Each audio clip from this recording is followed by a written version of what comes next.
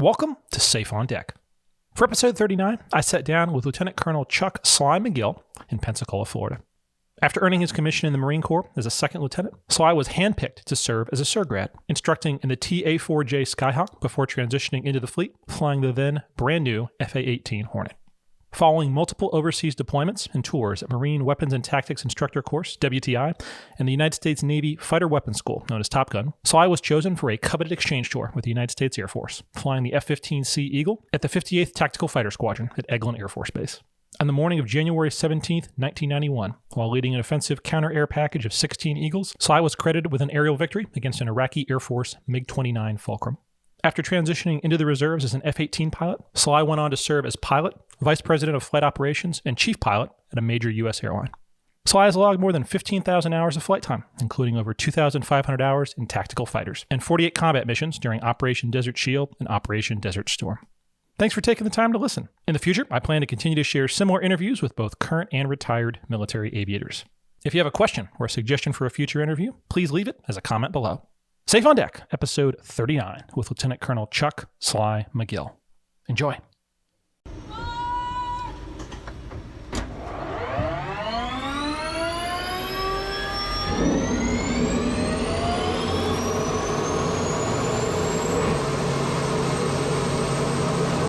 Sly, thanks again for spending so much of the day with me today. I had a great day. Hope we had a great conversation here to start all these interviews the same way, so I want to start yours the same way as well. Where were you born? Born in Chicago, grew up in Wheaton, Illinois. Illinois. Tell me about Illinois. It's cold.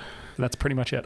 Yeah, it's pretty much it. Great town, great place to grow up. Haven't been back in years. Why aviation? How'd you find your way into aviation? When I was a kid, we used to go to my grandmother's house near town Chicago, and we'd drive by O'Hare Airport, and I'd ask my parents just to stop and watch. I guess back then it would have been 707s and stuff. You could sit kind of close to the end of the runway and watch airplanes fly by. And I was just enamored. We weren't in the flight path of O'Hare at that time, but eventually it just kind of sparked my interest. Was there any connection to military aviation, maybe family or anything like that? I'm always curious how folks find their way to the military as well. Nope.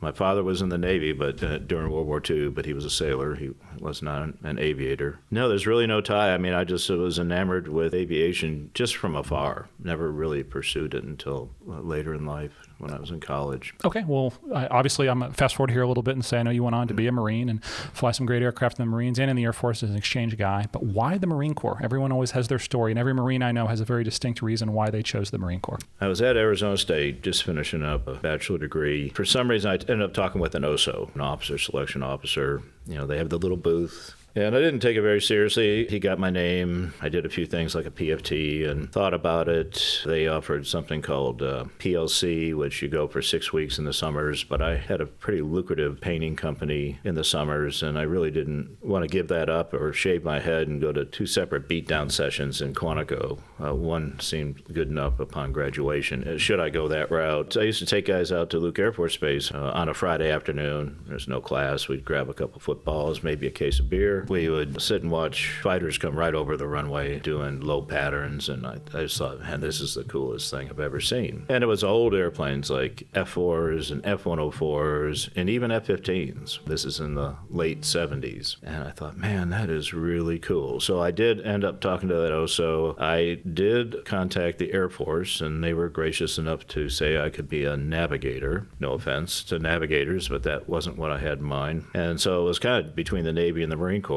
The Marine Corps actually only offered 3.5-year commitment, which was incredible. So, and I think he even crossed out the 3.5 and put 4 years in for me. I liked the Marine Corps mission. The more I talked with the OSO and started reading about Marine Corps aviation, I liked the idea of supporting the troops. I liked the air-ground mentality. I liked the idea of the F-4. And I was always thinking fixed wing. I don't know why. I guess that's just what I was focused on. Thought the F-4 would be a really cool mission. I never went to PLC. The OSO gave up on me. I actually ended up working upon graduating at Arizona State. I worked really for a temp group, but for Dell Web Corporation as an accountant. And I thought, this can't be what life is like. It was pretty pitiful. Read the paper, do a little work, go to lunch, work out, do it again. You're 23 years old or 24 and going, this is it. It did not seem like a great way to go. So I started doing the books for a company out at Glendale Airport to see if I would even like flying, because I'd never really flown before. and you better figure out if you like it or not. I mean, it looked cool from the ground. And I ended up getting with some really good instructors. They were a couple of Air Force guys that were just making money on the side. They were taking guys flying. And I'll never forget it. We were in a Mooney 201, and we were going over the south rim of the Grand Canyon. We went over about 300 or 400 feet, and I know what he was doing now. He was checking the wind shear, see how much shear there'd be over the canyon, because back in the late 70s, you could fly in the Grand Canyon. It was pretty cool. So the next time, he circles the airplane around, and we get nap of the earth and then cross the south rim, and he just rolls upside down and starts to pull. And we're going, at that time, I'm sure it was only 50 degrees nose down, but it felt like straight down. We were going pretty fast. That little airplane could move. And he goes, what do you think of this? And I'm over in the right seat just going, this is incredible. This is awesome. And he goes, try doing this at 5 times the speed. I'm a phantom driver. He said it just like that, and I went, okay, I think I'm hooked. So I ended up getting maybe 20 hours. I just did their books for free, and they gave me free flying time. And the instructors, I had 3 or 4 instructors, but 2 of them were Air Force guys, and it just looked like a great life. When I was waiting at the museum before we met up today, there was a young ensign that was kind of helping folks as they enter the museum, and we were talking a little bit, and he talked about, I kind of asked him the same question, like, hey, do you have any prior flight time? And he said, no, sometimes we get a little bit of advice one way or the other. Some people say you should do it. Some people you should only do it the way, what the Navy provides, only do the syllabus. And it kind of made me sad. I understand why some people might give that advice, but I said, man, go out there. You've got time. There's a little bit of delay, a little bit of a pool for some of the students right now. It's like, man, go get your licenses, go get your training every second in an airplane. You're going to have an experience like that, hopefully. Maybe not over the Grand Canyon inverted, but you're going to have that great experience that hooks you, and it's going to be your profession for the rest of your life. So I hope people are still out there doing that type of a thing, but I'm glad you had that experience on the front end. Yeah, it was great mentorship. It was a great example. It gave me a goal, because I had no idea what to expect. And I'll tell you about flight training if you want to know about primary flight training, because it was not what I was expecting. That's where we're headed next. Were you a Whiting guy or a Corpus guy? Whiting. Whiting. Okay, VT. I was the Doer Bird, VT2. VT2. Okay, yeah. Tell me about VT2. That was great. Honestly, no, it wasn't great. I'll just be honest with you. I didn't realize how intense training could be. You really had to prepare. So there's an old saying, the 6 Ps, prior proper preparation prevents poor performance, however you want to say. You can throw another P in there. But you really had to have your act together, and no one was you were on your own. You knew some guys that were like, for me, you have to go to the basic school in the Marine Corps, so some guys that are going to go into aviation that have gone through the basic school a month or 2 in front of you, so you kind of hook up with them, and you go by the gouge. You live and die by the gouge, and you go, hey, what's this FAM 1 like? Oh, here's what you got to be prepared for. Because the instructor is not going to prepare you for it. You've got a syllabus. You're going to ground school. Listen up. I think the one thing that you put a lot of pressure on yourself, because every flight compiles. If you want to be number one, not that there was no, what do they call that nonsense, DG. There's no distinguished graduate. I mean, we're all naval aviators. Hopefully you get your wings. I never knew who was the first in the class, because classes always kind of dovetail into each other. People get sick or, clep through a couple flights, but you really had to be your best. You couldn't start off with a couple unsat flights. You're digging out of a hole then. So preparation was key, and I was always prepared. I had my 3x5 note cards. I'd memorize everything. I'd even have the cards on my knee board. Instructor can't see it, so how to do a barrel roll. You pull back this much, roll this much. He can't see it's on my knee board, and I'll just throw it off to the side when I'm done with that maneuver. And okay, now we're going to do a loop. But the instructors I had were not great. In fact, they were pitiful. It's almost like a weeding out process. It's like they did not want you. Well, I don't know what they were looking for. They'd always ask you're walking out to the flight line and, hey, what do you want to fly? Well, when I was going through the basic school, the Marine Corps was testing the F-17. It was a fly-off with the F-16. You know the story from there. It became the Hornet, but it had a Marines on one side, and I go, that's what I want to fly. And that's where I set my head. And the Marine Corps hadn't even bought it yet. That's what I want to fly if I get the opportunity. A lot of the guys in VT2 Marines were rotary wing guys. So they said, that's ridiculous. You suck and blow guys. You need to be lifted in the troops or, flying the Cobra. It's a fighter. And I go, yeah, I know. That's great. This is what I want. And they go, well, the Marine Corps is just like being in prison. You're not going to get your choice. You're going to get what we want you to have. Okay, but you asked me what I wanted to fly. So I'm telling you, you're just a little first lieutenant with a major who's been around the block a few thousand hours. It didn't just go that well. It got so bad, 2 of my roommates, I had 3 roommates, Two of them DOR'd, and they all have prior flight time, but two of them DOR'd, and they said, this is ridiculous. But after two of my buddies DOR'd, and I kept getting what I would consider black Bart instructors, they throwing stuff at you from the back and yelling.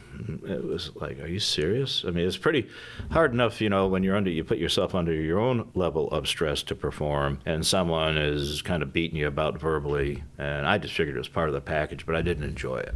I've had instructors that have tried to kind of justify that behavior, and I say this, with all of my exciting 1,000 hours in a T6 now, absolutely no experience, but looking back on it, I've had folks that have said, that's, if you can't handle that, you're not going to be. Right. What happens in an emergency? What happens in combat? We're not in those situations right now. We're in primary flight training. And like you said, the student already has enough going on in their head. You acting like a dick is not helping in any way. Right. And you're not really making them any better in any way. Even hearing that story, it irritates me as an instructor now because it shouldn't be that way. And how many good people did we lose with the hazing package that really had no actual benefit? I would say a lot, probably. Well, two of my roommates, they were awaiting orders. So they were going to, if you know Pensacola, they were going to the beach every day. And I'm in my room studying. They're coming home at different hours of the night while I'm trying to get resting or study, and it just was not conducive. So I went in and talked to this major. I think he was an A4 Marine, A4 Mike pilot in the fleet. He was a senior Marine. I said, hey, sir, I don't think I can do this. He goes, well, I know your situation. I know two guys that have already dropped out. Why don't you just go take some vacation? Take some leave, get your head together, and tell them,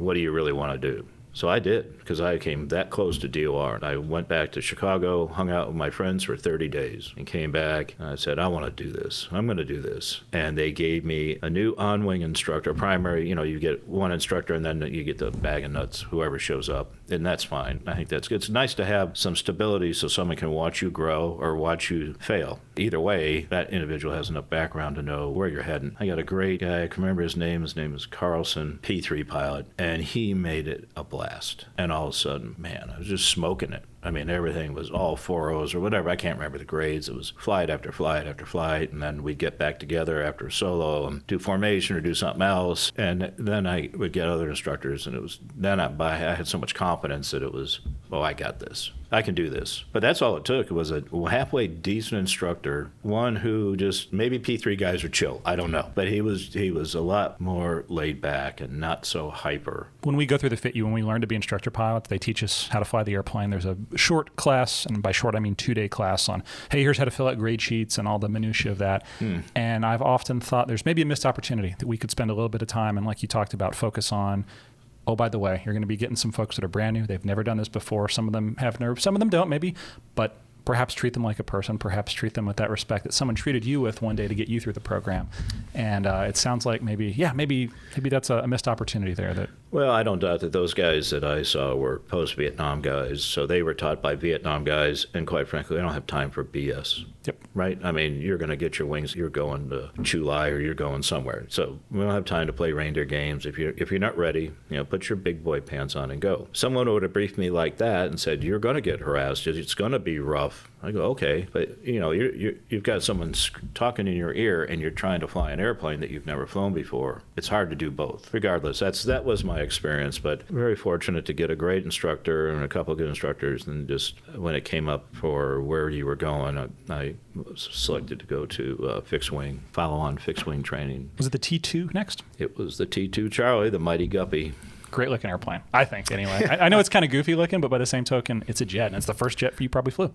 Yeah, it was, and had some great instructors there. Had some tools, and really had fun with it. That was an airplane you could do just about anything to, so it was kind of marine-proof. It was, you could spin it, you could flip it, you could do anything, and it was easy to fly. What was the syllabus like? I'm guessing probably contacts, instruments in there somewhere, formation, and then you're getting ready to go to the boat after that? Formation, land nav, some faux bombing, aerial gunnery. We did air gunnery, but you didn't fire anything. It was just they brought the banner out and you did that little pattern, the little circle the wagons and jump in there and point at the banner. I'm pretty sure we did that in the T2. Now, of course, the boat was great. It was really easy to bring aboard. It was on the Lex. the old Lady Lex, now in Corpus Christi. Was it out of here in Pensacola where you took off for that flight? No, I was in Kingsville, so the boat was based in Pensacola, but they met us out there off of Corpus. Really? For some reason in my mind, because Lex was here, I assumed everyone came here to Pensacola and launched a Lex. I didn't realize Lex would go back and forth. Lex would go out there, and you'd go out 100 miles or so, marshal up, and look down at that little thing and go, holy smokes. But your training was so good, and it was it was very simple.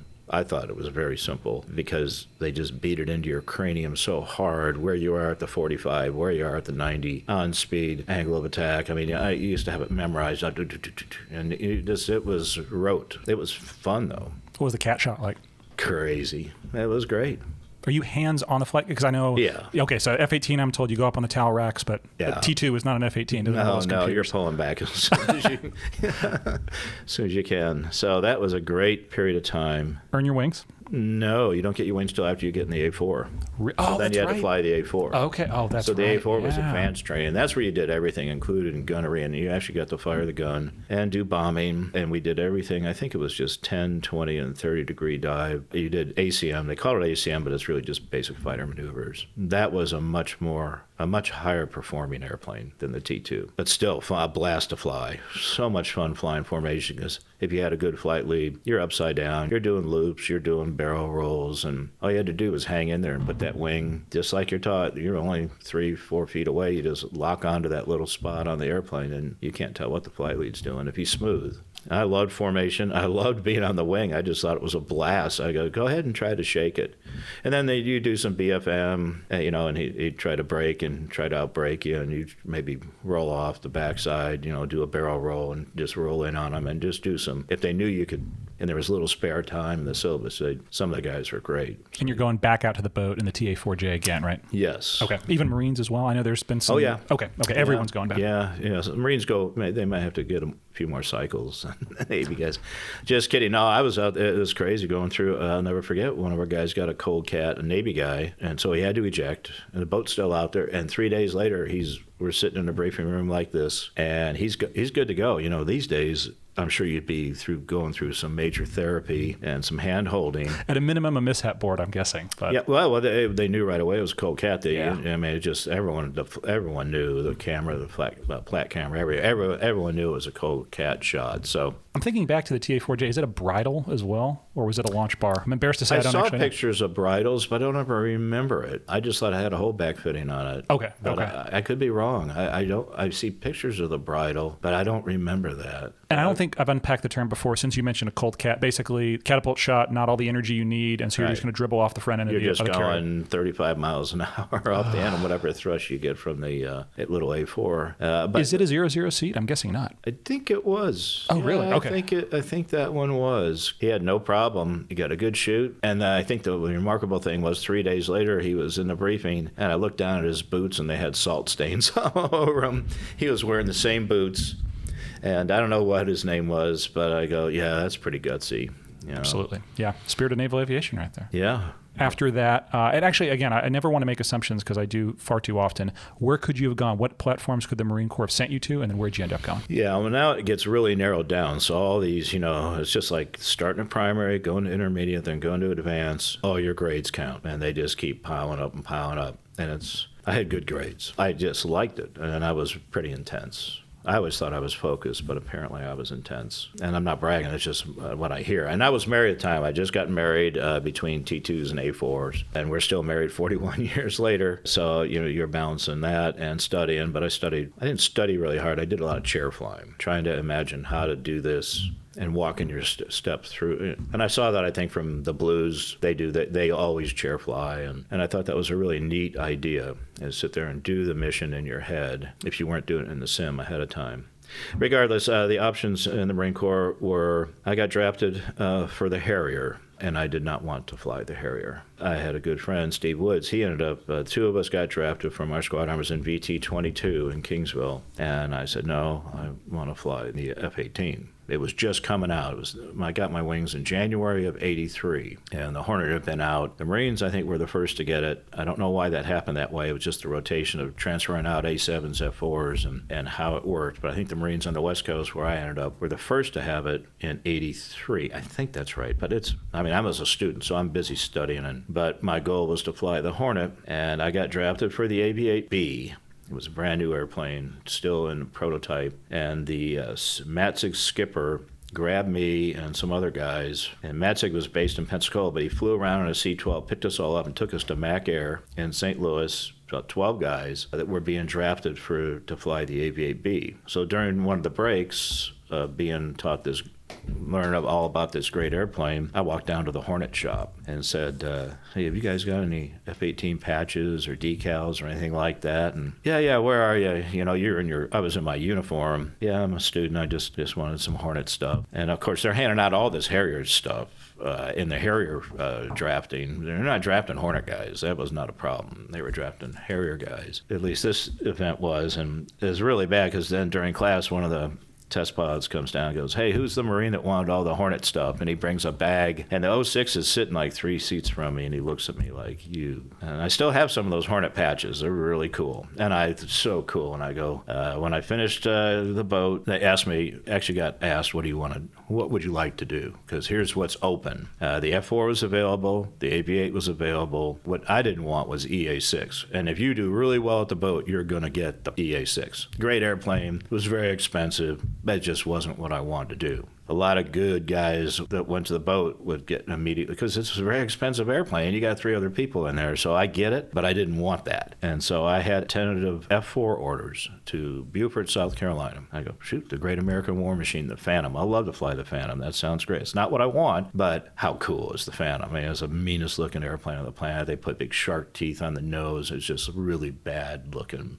smoky and bulky and pretty cool. Great combat history. And right before the orders were written, the senior Marine in that squadron said, hey, Chuck, would you be interested in SERGRADing? I said, no, I don't think we'll put you in a brand new Hornet on the West Coast. And he said it could be 12 months or it could be 18 months, no more than 18 months. And I go, okay. So I ended up getting about 400 more hours in the A4. They ended up letting SERGRADs at that time do more advanced maneuvering. So I did air to ground. The guy in the sister squadron got to do air to air as a SERGRAD, because you don't know anything. You're a SERGRAD. I mean, you're just a guy that just got his wings. You don't know anything. But I ended up doing air to ground, which was a blast, taking guys out to El Centro for deaths, to drop bombs, and ended up getting the Hornet after about, I think, 13 or 14 months. A slot came available, and I said, hey, you're going to the West Coast. You're going to go fly the Hornet. I go, wow.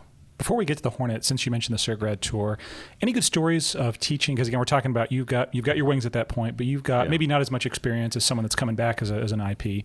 Any good stories of learning along with the students on some of those flights? Yeah, I loved it. I did instruction in every airplane I flew after the A4, including follow-on life. I loved being an instructor because I liked putting people at ease, watch them perform, and then help them when I could tell. I did do some really dumb things as a SERGRAD. Target fixation was a really bad thing in air to ground. And you could see you're on the back, but you could see the student if his helmet was just locked. If you're in a 30-degree dive for more than about 4 or 5 seconds, it's about time to pull off. And if you just see the helmet's not moving at all, he's probably fixated on the target, which is easy to do as you're trying to get that little reticle on the bullseye. And you can sit there and try to narrow it down. And I remember going to the guy, go, whoa, dude. And that woke him up because he had target fixation. He broke the airplane, put like 7 Gs on a little old A4, and I shouldn't have done that. I should have kind of coaxed him out of it, but I woke him up. But I loved being a SERGRAD because I remember how bad some instructors were, and I wasn't going to be that guy. And so I enjoyed it, and it was a lot of response. I thought, here I am, I don't know how, 22 maybe? Here, take an airplane out of cross country. Take this A4 with a student, get 2 airplanes and go fly from here to there, wherever you want to go. Wow. So I'm taking, 2 airplanes, a section of A4s, wherever I feel like going, up to the Northeast, over to Seattle. It didn't matter, up to Chicago to go see all my old friends. I'd fly into Navy Glenview, and it was a lot of responsibility. And you got to teach someone on the way, and I really enjoyed it. I remember they called it plowback, I think, back in the old days. And that was someone who could not make it in the fleet. And I don't think instruction would be the best place for someone that can't make it in the fleet. If you can't make it, you shouldn't be flying. But I think maybe that has changed. I don't know anything about that process. I don't even know it's still alive, but it was pretty cool. I mean, so the only way to get the Hornet in the Marine Corps was to be a SERGRAD or a fleet pilot. They weren't giving it to nuggets. In fact, one of my classmates was the first Navy guy. I think he ended up being a blue in '83. We got our wings together. Matt Seaman was his name. I think he became the first nugget Hornet pilot. The Navy said, we'll let a nugget fly it. The Marine Corps said, no way. Marine Corps said, you can be a SERGRAD or you have to be a returning fleet pilot. I will absolutely tell anyone and everyone that asks. I joined the Navy for the F-18. I think it is the coolest looking jet. I have all of 2 backseat rides in a Super Hornet. It is just a mean machine. There's so much history behind all the design decisions that were made and, let's say, other jets that led into the F-18 being the awesome machine that it is today. It sounds like you loved it. I definitely love the airplane as well. But tell me, what was that first flight like when you were, I'm guessing, probably a 2-seat jet, and you finally arrived to the place that you want to be? It was, well, I'll go back real quick. Yeah, please. Antonio, in my footlocker in both Officers Candidate School and at TBS, I had a picture out of Naval Aviation or Aviation Week of the YF-17. It was white YF-17 with Marines on the side. And I knew guys 20 years later, they end up being flag officers. And I remember in OCS or in the basic school, you had that on your wall, on your footlocker saying you were going to fly that. And I did. I just, timing's everything, though. I want to be real clear on that. Subject to the availability and things, but my timing was good. But going up to Lemoore, I was so stoked. I went to Lemoore, VFA 125. Now you're in the big leagues. I mean, it's mostly fleet aviators. There's very few SERGRADs. I had one SERGRAD, a Navy guy, Ken McGuire. And then my class was 4 Aussies that were learning to fly the airplane, 1 Canadian, and a bunch of soon-to-be VFA 106 instructors because they were going to gin up 106. 125 had been around for a couple of years. I'd gotten into the Hornet in '84, and I think in '82. I'm sure Lemoore started earlier with the Hornet and the prototypes and stuff, but it was awesome. And this was the first time I ever saw computer-aided instruction. So I was a SERGRAD, everyone else was a fleet aviator, and the Navy guy, Mangler, Ken, I didn't hang around with that much because I better learn this crap because this is a big deal. So you had these computer-aided instruction, and it was based on your capability. The classes were. So I loved it. Just sitting there and read, and then jump in the simulator if you could get an extra sim period, which weren't many, and then fly that thing. And that simulator was spectacular. You thought it was moving, but it was just the cameras moving. But man, it would make people got sick in it. Yeah, and the first ride was incredible. Just walking around this beautiful machine. I was in awe. I go, this is craziness. And it had that new airplane smell. I forgot to say that. It's a brand new airplane. Instructors were great. Now there's nowhere to filter you out anymore. Now they want you to really be good. And so they spent a lot of time. I didn't see a bad instructor at 125. They were dedicated. Everyone was learning the airplane still. I mean, a lot of Phantom guys are still doing wing down top rudder and a crosswind landing, and it turned the airplane into a wheelbarrow with those big stabs. And the airplane did not like that. It is a computer in many ways. Yeah, it's gonna give you what you ask out of it, but you have to ask the right thing out of it. Yeah, those stabs will dig, and man, it turns into a wheelbarrow. And all that weight on 2 little tires, it's colorful. And so I just did it the way I was told to do it because I didn't have any experience. I'm just a dummy with, I don't know, 500-600 hours in a TA4. So you didn't hear me bragging about, flying over July or, Pac 6 or something like that. I just sat there, mousy little, I guess I might have been a captain at the time, maybe a new captain. I soaked it all in. I just loved it.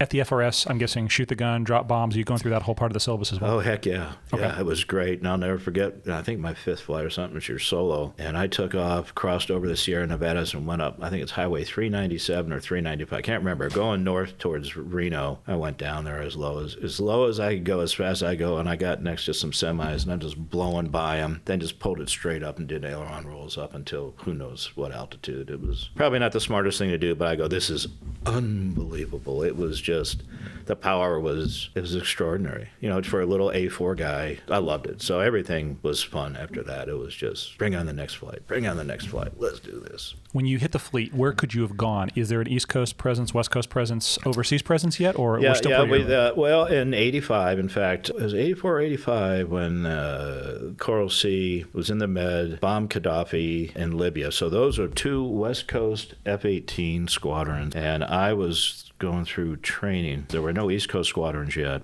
so we had 3 squadrons, 314, 323, and 531. The 106 was ginning up to do the East Coast replacement squadrons. Never paid much attention. I was so focused on what I was doing. I was going to be a West Coast Marine. That was the only reason I asked it. I know sometimes there's a little preference of, hey, you could go East or West, or in this case, there was nowhere else for you to go. You were going, was it Miramar, I'm guessing? No, it was El Toro. El Toro, oh yeah. Great El Toro. It was fantastic. And so I do have to share this story. So I'm going to the ship. We got our day and nights ball on the Kitty Hawk. I got 2 ship stories real quick. We're doing our bounces out of San Clemente. So we take off out of Yuma, run over to San Clemente, which is an island, which is very, if you've not been out there, it's very dark. It's perfect. It's 60, I think the runway is about 65 feet elevated on the island, so it's like being on a ship. It's darker than you can believe, and it's a really good practice for FCLPs, field carrier landing practice. And so we were doing that, and one of the first Hornet squadrons was detting out of Yuma doing an air-to-ground det. They just happened to be at Yuma at the same time. We were there with 125 bouncing for the ship. A couple of guys in VMFA 531 I knew because they were SERGRADs. They were the initial cadre SERGRAD, so they're about a year ahead of me in the Hornet. So they knew me just because they were instructors, and they'd been in the Hornet about a little over a year, and I was rolling in. You have to understand, back then, a F-18 squadron in any place was odd because they weren't around. So it was like, those are the guys. They're the Dalai Lamas. There's half of them have been through Top Gun and the weapons school for the Marine Corps WTI, and they're all seasoned, so a lot of combat veterans, and you go, man, those guys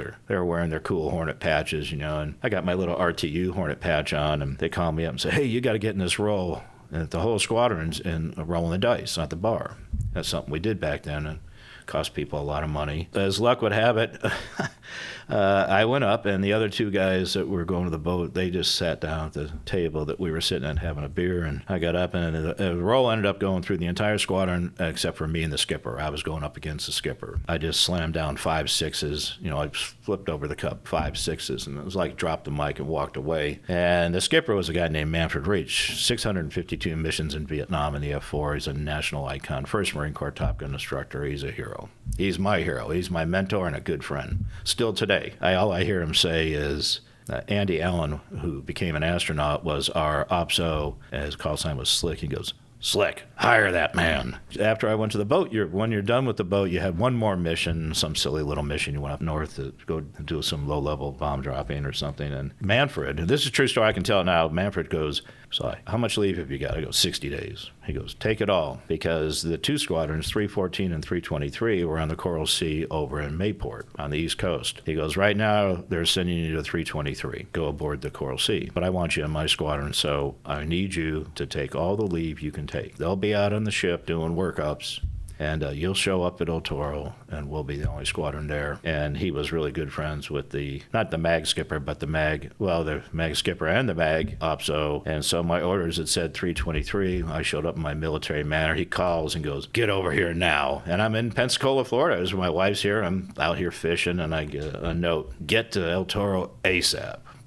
We drive as fast as we can over there. I show up, and they scratch out 323 and put in 531. But my other boat story, I'll tell you, is really funny. So we're at the Kitty Hawk. I don't know how this happened, but you go up in the Marshall stack, and you're in the Marshall stack, and you're waiting for your turn to come down. And the lead safe is the instructor who takes up, the chicks. He's making sure that you can find the boat and everything. So all you do is circle down, do a little tack-in type arrival. And so they call the lead safe down for some reason to get some traps. So I'm -2, a Marine. My number 3 guy is Barry Kelly, an Australian, because they wanted to send an Aussie to the Aussie government wanted to send an Aussie to the boat, and he was the best pilot I ever met in my life, so no problem. Number 4 was a disqual. He was coming back after disqualing. He's on the razor's edge because DQ twice, so probably don't have time for you. So they call down the lead safe, and we're sitting up there at 26,000 feet. I'm -2, and so I'm leading, to loops to music up there, and they say, whatever our call sign was, Buster for the overhead. I go, say again? So-and-so busted for the overhead. So I come in, break at the bow. I came around high, fast. Well, I got waved off. I was over speed. Everything's red. Everything's flopping around. I wasn't qualified to do that kind of maneuver. Barry Kelly hung on and made it my dash 2. I don't know what happened to 3, but I get another pass. Then they say, put your hook down. And now the air boss is straight. Once I get the hook down, because they want to know who the hell I am, and someone tells the boss it's a student. So now the boss is going, how in the heck did a student lead these 3 airplanes into the overhead? There was a lot of bombs flying around there. They were swearing, because students don't do that. Regardless, that's my boat story. That's awesome. Yeah. And never went again. Really? Never went to the ship again. Wow. So it was all your traps are training command, and then day and night. 12. I think it was 12 and 6 in the Hornet. So what was it like? Let's say training's complete. You're that Marine Hornet pilot. What's it like flying the jet in the fleet? Top Gun was down at Miramar. The Hornet was brand new, and everyone wanted to fight it. Everyone on the West Coast. In fact, we were the first ones to bring it past the Mississippi, and I can tell you that story flying against F-15s.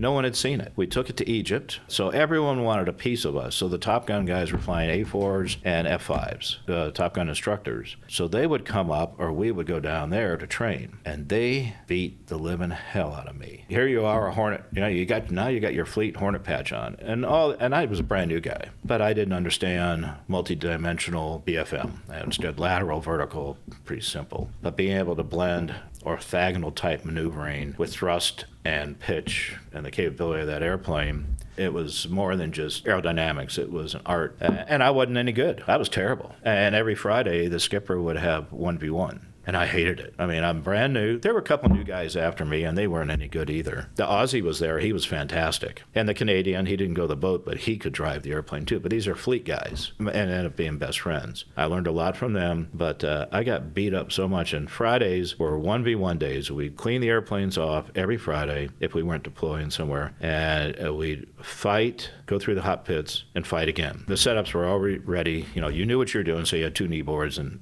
you knocked all this stuff out by noon. And I was getting drilled like a saw piece of pine. I mean, I was getting killed. I was getting murdered. And I was pissed. Everyone's going to the bar on Friday. They're all fired up, and I'm mad. So I'd go home unhappy. And so wife wasn't very happy. So, I couldn't wait to get back to work on Monday to work on how average to below average I was in this really good airplane. That only took a few months of getting beat up, but I got smoked lots of times. And then after a while, I learned to love Fridays. I mean, I loved it. Go ahead, do your best. This might be a silly question, but I think I know the answer. If you hadn't gotten smoked, if you hadn't had that formative experience, do you think you would have ever gotten better? No, but it was humbling to see even lousy airplanes like an F-14 behind you. I mean, F-14 made a great movie. That's about it. Sorry to all those podcasters out there that talk about that thing. But I got gunned by everybody. But these were really highly experienced pilots that wanted to gun an F-18, and I'm gladly obliged. It took me a while, but then I learned. The only reason I mention that is there's so many folks that have asked me questions about like, hey, what does it take to get good at something? For example, in aviation, it's reps. It's just literally seeing the thing over and over and over. And I'm guessing you had mentors that were also helping you. Hey, here's absolutely. Yeah, that's it. That's it. It's nothing more complicated than that. No, Manfred, in fact, Fokker was his call sign. It's an old triplane, German warplane. We would go to red flag. He took us to every red flag. So when I got to the Squadron 84, we went to every red flag we could. We went to Bright Star 85. So we went to Egypt and fought MiGs. I went with the OPSO, and I went 2B7 against MiG-21s. It was a blast. I've got the great HUD film for that. But I've been at the Squadron 6 or 8 months now. I knew how to fly the airplane a little bit better. And then we took the airplane over to Tyndall Air Force Base. I'll never forget that. And they had F-15s. And we showed up on a Sunday. I was still pretty new in the squadron. And I saw their weapons officer. They gave us our spaces. And I was like, coffee mess officer, snacko, maintenance. You're the lowest rung. You're just the turd getting everybody's stuff ready because you're the young guy. You're the new guy. As it should be, by the way. As it should be. I was so happy to be there, and these guys were all icons. So the guys I was flying with, they were fantastic. But I saw this point paper that one of the squadrons, F-15 squadrons, had written about the Hornet. Didn't know anything about it, never seen it before. I mean, they look at some of the diagrams and said, well, it's just a high wing-loaded, underpowered replacement for the A-7 and the F-4. And the Marines probably fly it like an F-4. The Navy probably flies it like an A-7. So I took it to the bar after I'd gotten the spaces ready for our first brief Monday morning, and the whole squadron's there. I said, Skipper, look at this. I show him this paper, and in his German accent, he tells Binskin, our maintenance officer, he goes, Benny, go pull the pylons and the tanks off the airplanes. So we were there for 2 weeks, and for the first 3 days, we just annihilated them. In performance, you do little performance comparisons, you get up next to your trying to go into blower, and you just run away. And then you outmaneuver the heck out of them because they didn't understand that you could rake that airplane around even at very slow airspeeds. The high AOA capability, they didn't know how to defeat that. So they would just dig down and go with you, and you owned them. It didn't take them long to figure out. They had a lot more thrust, and a really smart driver would give you a good fight. But after like Wednesday, we'd done this 3 days.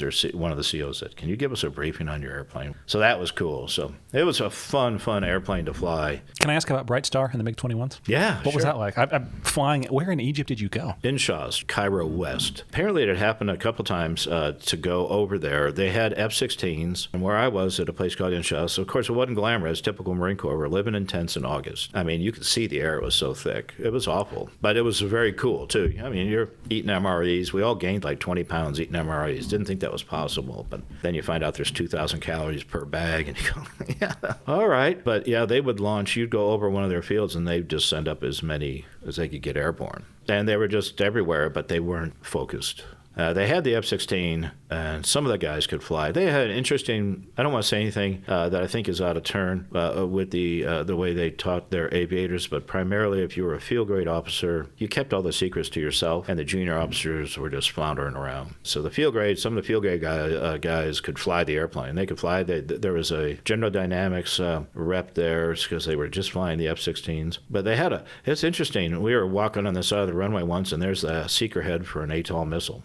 So we took it. There's parts laying everywhere. I mean, it just kind of was like a junkyard we were flying off of. And we were living in tents. So we were out in the middle, the runway. And one of our guys, the weapons officer, he picks it up and goes, it was an A-TOL seeker head. Let's take it home. I like the spirit. I can respect that. Seeing MiG-21 in your sights, and I think it was painful HUD film because it kept going. Usually if you gun somebody or get gunned, you want it over with pretty quickly. But I rode that guy like a rented mule. And we're just hanging out right Oh, on. It was right all over him and just sitting there. But it was beautiful MiG-21. I can't remember what model. That was good training, good flying. Was it a good feeling of, obviously, like you said, the driver makes a lot of difference, right? But you're also getting this feeling that, like, yeah, this is an airplane that it's no contest against. And I'm sure a good driver is probably going to give you a bit of a challenge. Right. But in that case, it sounds like it was not that. No, there was no hope for that airplane or any of that vintage airplanes against the Hornet. And honestly, I make fun of the Tomcats. A good Tomcat driver gave a Hornet a good handful in a BFM fight. Problem with the Tomcat is you had to get to that visual range, and with that lousy AUG-9 radar, you couldn't find anyone over land. Without talking about stuff we can't talk about, the radar on the F-18, is there anything we can... It's pretty easy, pretty rudimentary. That's a bad thing. I think the Hornet radar was sharing architecture with ground mapping capabilities and tracking ships at 100 plus miles. So you're eating up a lot of architecture. The air-to-air mode, the beam width was pretty solid. I mean, pretty tight. You could sort pretty well. I mean, it was better than anything before. It wasn't as good as something else that was out there that we'll probably talk about. And it was beautiful. I mean, the airplane was it was a whisper jet. You'd get out of it. The air conditioning on it was quiet. The engines were so far back. The artificial feel to the airplane, everything about it was a pleasure. It's just quiet. It's just like us talking right now. You could just talk to yourself. It wasn't like a raging freight train like the F-4 or other airplanes. It was just quiet. It was just a pleasure. Any other trips around the world in the F-18 that kind of stick out to you? We did Korea, and that was fun. Was it like flying on the peninsula there? I'm told the weather is oftentimes terrible. We sent 2 airplanes to Yokota, I think is where the NARF, the rework facility is in Japan. You had American controllers. I'll never forget this because you strip the tanks because you don't want tanks sitting in a rework facility. So you're flying a clean airplane. You call, and we were living in tents. So I was living in tents in Korea. So you don't have a meteorological office. And the Koreans, you go to their little base ops, and you're not getting a great brief because they did the best they could with what they had. So you're just going, okay, it's going to look good. And I remember taking 2 Hornets over to Yokota, and you can see Mount Fuji, but everything else was cloud. And they're calling it 200.5 or whatever, but it was basically walks off. And we had no gas. You couldn't go to Iwakuni. The runways were closed. That's why we were in tents in Korea, because Iwakuni was closed. So then the craziest thing was you've got a American controller bringing you in, and then on final, they handed you over to a Japanese controller who I could not understand. There was nowhere to go. And my wingman, he he's out of gas too. And I go, Troll, you better make this the landing of your life. I mean, because at 100 feet, I remember you could see houses, but I could not see the runway. And that was a bad scenario. It is hard to describe how scary that is unless you've ever looked at an airplane. There's nowhere to go. Nowhere to go. The Hornet had a lot of capability at the time. You could designate the end of the runway, which now is simple, but then was unique. So as a backup, you couldn't pass a board. You couldn't pass a FNAB if you said you made your own arrival.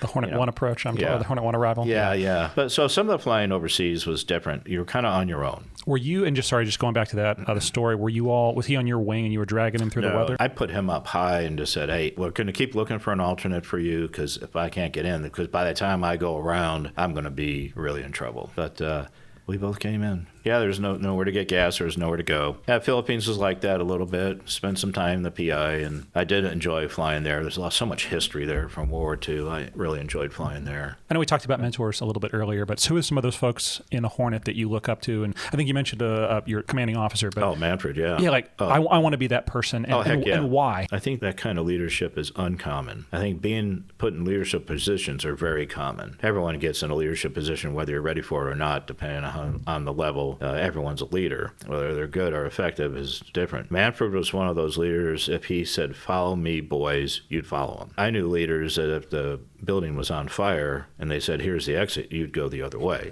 I just go, no, I'm not following that fool. Manfred was one of those guys. He loved his people, and it showed. I mean, he wanted them to be the best. And we tried to live up to that. But he had the caliber in that squadron, because it was an initial cadre squadron. They were all so good.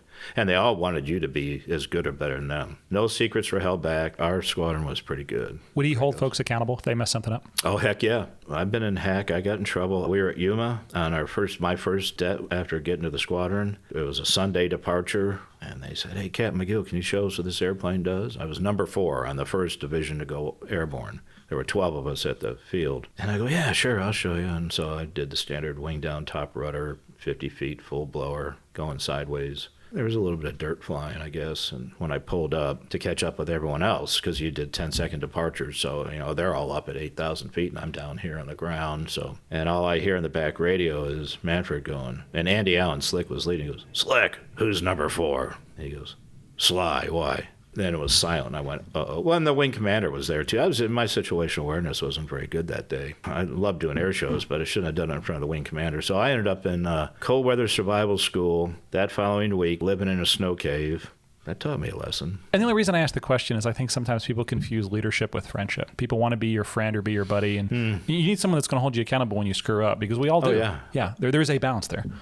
Oh, yeah. Well, now we're great friends, but I did something I shouldn't have done. So cold weather survival training, that was awful.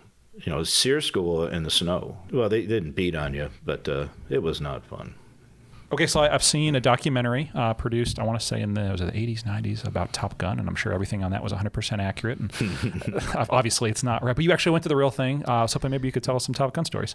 I did it backwards. I went to the weapons, the MOTS 1, the Marine Air Weapons Tactics course, which is a very long course in Yuma, Arizona, and a really, really hard course. It was rough. It's all about the combined arms, Marine Corps, and we did stuff like fighting helicopters. Never fought a helicopter before. You got to know what you're doing. Those things can really maneuver, and the only way you can really shoot one is drop a bomb near it, and hopefully you can frag it. Really? Yeah. A lot of ordnance won't arm at 50 feet at 100 knots or 60 knots or however fast it's going. And that's a great point. Yeah, you have to figure out another way to disrupt it. Our rotors were composite, so you could go by supersonic and shred the blades on a helicopter. The Soviets were metal, and you couldn't shred them, so we thought we'd just bomb them. A frag pattern of 3,000 feet might put a couple holes in it. But generally, you don't want to get down there with them. They got door gunners, and that was interesting. So MOTS 1 was a really tough class. After that, I went to Top Gun, and Top Gun was just pure air-to-air, and it was fun. Really good flying, everything from 1V1s to 4VXs, and they really taught you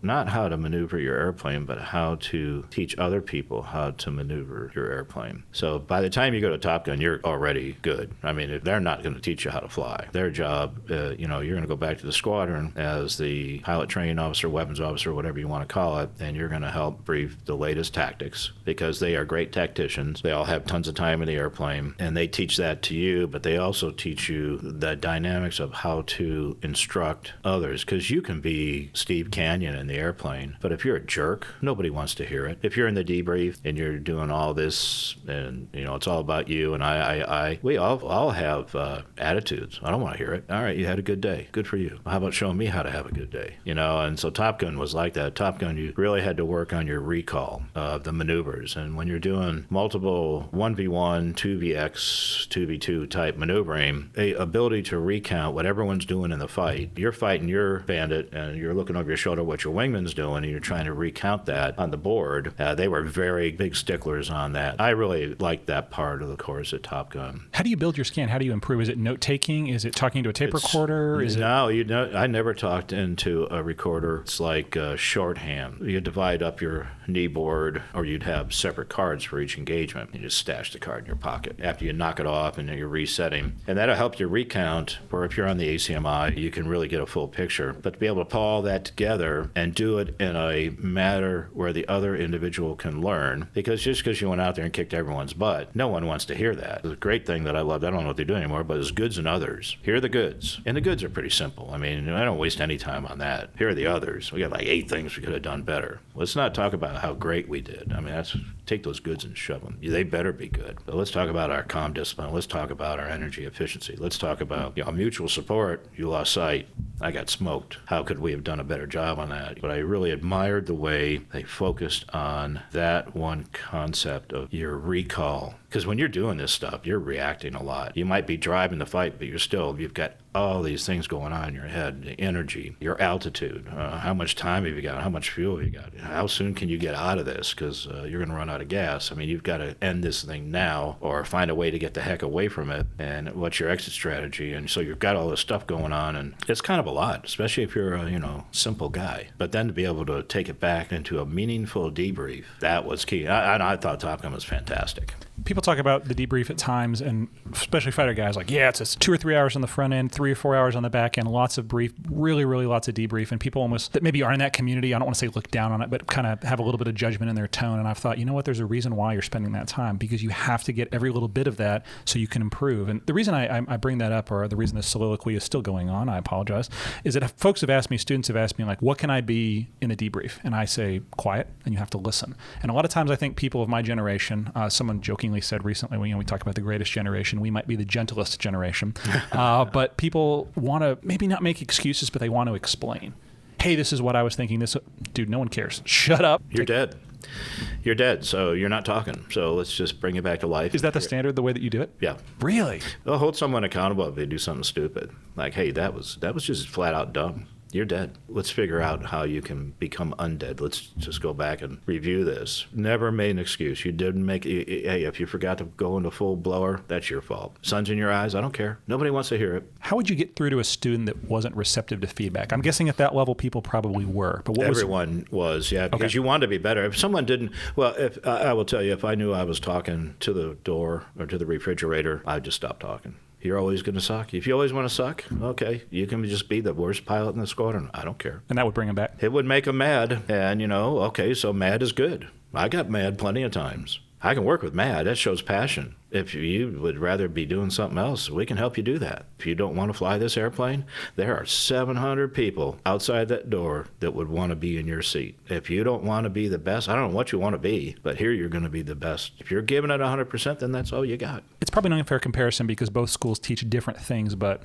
WTI on the Marine Corps side, Top Gun on the Navy side, what are things that maybe we could learn on the Navy side from the Marine Corps and vice versa about the way that both services approach, I would argue, probably the ultimate level of fighter aviation? It's a broad question, I know. Yeah, that's a tough one. I mean, we're so focused on protecting the troops. We're so focused on if you're late on a close air support or if you're not flexible enough. I think the neat thing about naval aviation, and we'll compare it to other services maybe shortly, is the unbelievable flexibility and, quite frankly, ability to think. So if you're going way too fast for a close air support mission, or say the mule's not working, the laser's not working, and you're smoking at 540, now you got to go back on the blades and hang and slow down and then get back into place or get another mark down. You got to be the one flexible. They're the ones getting shot at. They're the ones getting hammered. So there are no excuses, and it's really intense. And so I don't know if in a Navy squadron, if there's that much focus. In the Marine Corps, it is vitally important that we put those bombs on target on time or strafe or what I do whenever we're doing to support the troops, even a flyby. I mean, to scare somebody, but we got to be there. So that is first and foremost. And we don't have to worry about going to the ship because you got to do all this crap and then go to the boat, which is 700 miles away. That's a whole different ballgame. There's a lot of different focuses. It's really hard to,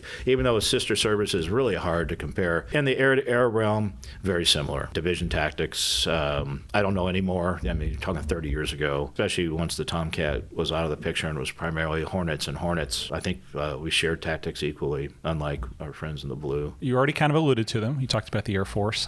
You went on to fly with the Air Force for a period of time. Yeah. How the heck did that opportunity present itself? And I just want to hear all about it. Let's see, I'd done Top Gun WTI. I was living in Korea. I had about 1,200 hours in the Hornet, and I was getting up. I think that time you could fly in a squadron 3 to 4 years, and then you were going to rotate out. And it was 88, fall of 88. So whatever that math is, a little over 4 years or close to 4 years. And so we're living in tents in Korea. I wasn't up for major yet, and there's a follow-on assignment. So where are you going to follow on? You can't stay in a squadron forever. You'll either go to amphibious warfare school, like as a junior level finishing school, or you go to command and staff, which is a little senior level field grade school. But you're going to go do something. Some guys go become astronauts after their first tour. Plenty of a couple of our guys did, or a TPS test pilot school. So there are things available out there, and I think one of the fortunate things, timing, like I said, is everything. So you have 1,200 hours in the airplane. You've been to WTI, you've been to Top Gun, you've been overseas, you've done your Westpac time. There are these exchange billets that are available. The Aussies flying the Hornet. There was an exchange tour to fly the F-16 with the Air Force. There was an exchange tour to fly the F-15 with the Air Force. And I was not an F-15 fan at all. In fact, I loved the airplane. I didn't like the pilots. Every red flag I did, a big arrogant group of people, they couldn't tell you anything. They just killed everybody, and then they went back to the bar. I got along a lot better with the F-16 guys because we had the same mission. Deep air strikes, a little bit of air support, air-to-air work, but primarily Marine Corps 60-40, air-to-air, air-to-ground, depending on the squadron. Air Force F-16 is probably similar. And it was always driving me crazy. I'm flying this brand new Hornet in the States. I'd go do air shows, and I'm standing by this Hornet, and the little kids would come up and go, cool airplane. Yeah, it's pretty neat, brand new. Have you ever flown the F-15? I go, no, this is an F-18. This is a brand new airplane. It's much better. Oh, no, the F-15. Have you ever flown the F-15? And I heard it so many times. And I was living in Korea. You're looking at what your next following assignment could be. Then you put into it and you send it to your monitor. These are my choices, A, B, and C. The Marine Corps is going to send you where they want. And my timing was perfect to go fly the F-15. It happened to be at Eglin Air Force Base where my wife's from Pensacola, so it was close to home. I always wanted to fly the Eagle just because I wanted to see what it was all about. And that's how that happened. Coming to the 58th. There's a lot of legendary fighter squadrons, but especially at the time that you were there, legendary. I'll never forget going to Tyndall. Remember I told you a story about showing the point paper this guy wrote about how poor the Hornet was? Well, now I'm flying those Eagles. And I think the second flight was a full afterburner takeoff, just unrestricted climb. Oh, my goodness. Unbelievable power. No, I mean, the Hornet couldn't do that. You just kept going. 85 degrees nose up. 25,000 feet, decide to roll over. Hornet couldn't do that. I'd get out of sight, go to maybe 8,000 feet, and have to roll over. I'd be out of speed. Nothing about the Hornet. I mean, I love the Hornet, but you talk about power. And that was my second flight. The third flight, we did tail slides, which I've never done before. Yeah, I was going to say, talk me through a tail slide. What does that even entail? You're in formation. You go at 80 degrees nose up, pull it out of burner, get down to a certain percentage of power in the mid-teens, add burner back in and climb out, pull a little power out and go down, and you're just sitting there, the stick back in your lap, and you're going, that's kind of cool. Of course, it's massive. It's a big airplane, and if the nose is low, when I got into BFM, I only got 10 hours in the airplane, then went to my squadron. 10 flights, called a TX course. It was ridiculous. I should stay there a lot longer. Because the HOTAS system, hands-on throttle and stick, are 180 out from the Hornet. The Hornet's newer. So if I was talking on the radio in a Hornet, I'd pull this switch back. I like talking the back radio to a wingman or something. Well, on the Eagle, I'd pop the speed brake. So I'm sitting there trying to talk to the instructor who's out there. The speed brake was huge. I mean, if you ever seen it on Eagle, it's massive. So the HOTAS was a little bit of learning curve, and then fighting in the airplane, not the air-to-air part, not the radar, that was simple, but the basic maneuvering of that airplane, if you got the nose down at slow speed, you were done. You were finished. It didn't have the pitch capability that the Hornet has. But you didn't really find yourself in that position very often. And we talked about the radar contrasting between the Hornet 2. That radar and the F-15, all air-to-air. That's it. Not a pound for air-to-ground in the F-15 Charlie. Well, there is an air-to-ground mode in it. Well, we used it a little bit to strafe when we went to Saudi Arabia. It was highly looked down upon. But there was a little air-to-ground switch. We would just change a little symbology for the gun reticle. Might have had a little bit of air-to-ground ranging. But yes, it was a purely air-to-air platform. And it's a massive sensor, too, just the radar itself. It's huge. Yeah, as opposed to the F-18 we're talking about, right, it's got to fit on ship. There's compromises everywhere built in. The sensor is just smaller. It was eye-watering, the difference in capability. So if you couldn't use the radar in the Eagle, you shouldn't be in the Eagle. The Hornet required some skill set. The Eagle, no offense, really didn't. I mean, the target stood out huge. Talking about culture, and you mentioned you were part of the reason you wanted to go to the F-15 was to, be around those folks and we'll just say learn from them or see kind of the differences between that. What was it like in that fighter squadron? Well, the whole idea of the exchange program is that you might bring something to them. Probably wasn't the way it started out for me. The squadron was really talented. The CO was amazing. Still one of the greatest fighter pilots and a friend, but he didn't even want to talk to me the first 5 months I was there. He didn't want me in the squadron, didn't want a Hornet guy in the squadron. Some of the exchange guys, people were using it. They were going to amphibious warfare school or follow-on school and then getting their choice of a Cat 4 fighter. If they couldn't get in a Hornet, they'd do an exchange like with the Air Force. So they were coming off a non-flying tour and being pretty marginal as an asset to the squadrons that they were exchanging with. I came from 1,200 hours, just coming from overseas, a lot of air-to-air stuff. So maybe had a chance. And these guys were, all, they don't have real jobs. They're fighter pilots. That's it. Yeah. That's it. No ground job. Yeah. There's a couple of, once you become an 04, like I was a flight commander, that's a mid-level manager. You write the schedule, you take care of your flight. The squadron's always empty. You're walking through the hallways, there's no one there. Then you get your clearances, which ours were very high, and go into the vault, and it's a labyrinth, and it's chock full. Every seat's taken. Everyone's got their manuals out. They're studying all the TAC manuals, all the top secret stuff, nonstop, every day. Then they go fly. So that solitary focus is really, that's what makes the difference. And it shows. I mean, like I said, Top Gun will teach you maybe some of the geometry of the AIM-7, not how to build it, but just certain dynamics. These first lieutenants in the Air Force Squadron, they could build it. Not that you needed to, but they knew everything about it. They knew gimbal limits on everything, which, that's important to know if you're in a BFM. You can actually use an AIM-7 in a BFM engagement because it's got a different gimbal limit than an AIM-9 in the old days. I don't know what's anymore. Of course. And the squadron CO really built a fine squadron. He didn't want anyone that was average. Is that something we could learn from the Air Force? Is some of that, if we kind of take some of those other, I'll just say ancillary jobs away and let people focus on the primary mission set? I don't know. I think that the relationship between the ground and the air and the Marine Corps can't be surpassed. It's like a marriage. It's like you got to have each other. If you're not with the troops, if you don't know what they're going through, I wish there was a balance because we talked about the debrief. And as a legal officer, as a new guy, as a legal officer, there'd be office hours. Skipper's waiting for office hours. You got 3 guys that are going to get put in hack or something, and you're supposed to be in a debrief. Instead, you're up at office hours because you can't debrief. And that's the thing that really hurts because you're going to get your fit rep, not on how great you can do loops to music, but on how well you cross the T's and dot the I's. That's unfortunate. And it makes for very, very long days. They both have their pluses and minuses. I really like ours. To me, the team is incredibly important.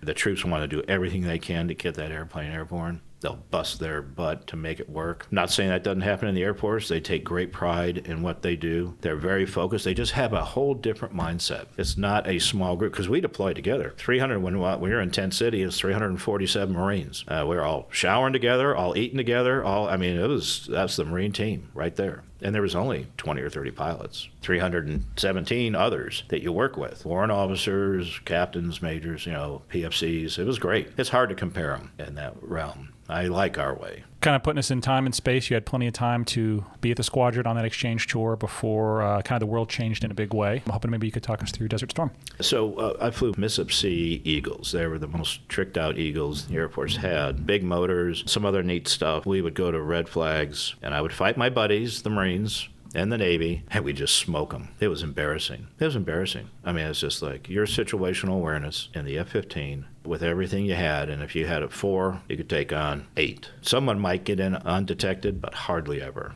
And I'm not bragging. I mean, I don't like that. It bugged me. I hated getting killed by all those Eagles. And then I got on the other side and I could see, oh my gosh, no wonder. I have all this situational awareness. And it used to drive me crazy that the airplanes were both built at McDonnell Douglas in the same year, in the same building, essentially. One on one rail and one on another rail going down the line. And one had this capability and one had this. I don't know if it was pride or whatever that the services wouldn't talk to each other about the stuff that they put on the airplane, but the Navy had to pack a bunch of stuff into an airplane to make it a multi-role fighter. I don't know, 50-some missions. I can't remember how many missions there were in the Hornet, and there's just one in the Eagle. So that's why I dislike the Eagle guys so much. And then I got on the other side and went, oh, yeah, well, I can see why they're not well-liked. But they're great guys. Yeah. I didn't mean it that way.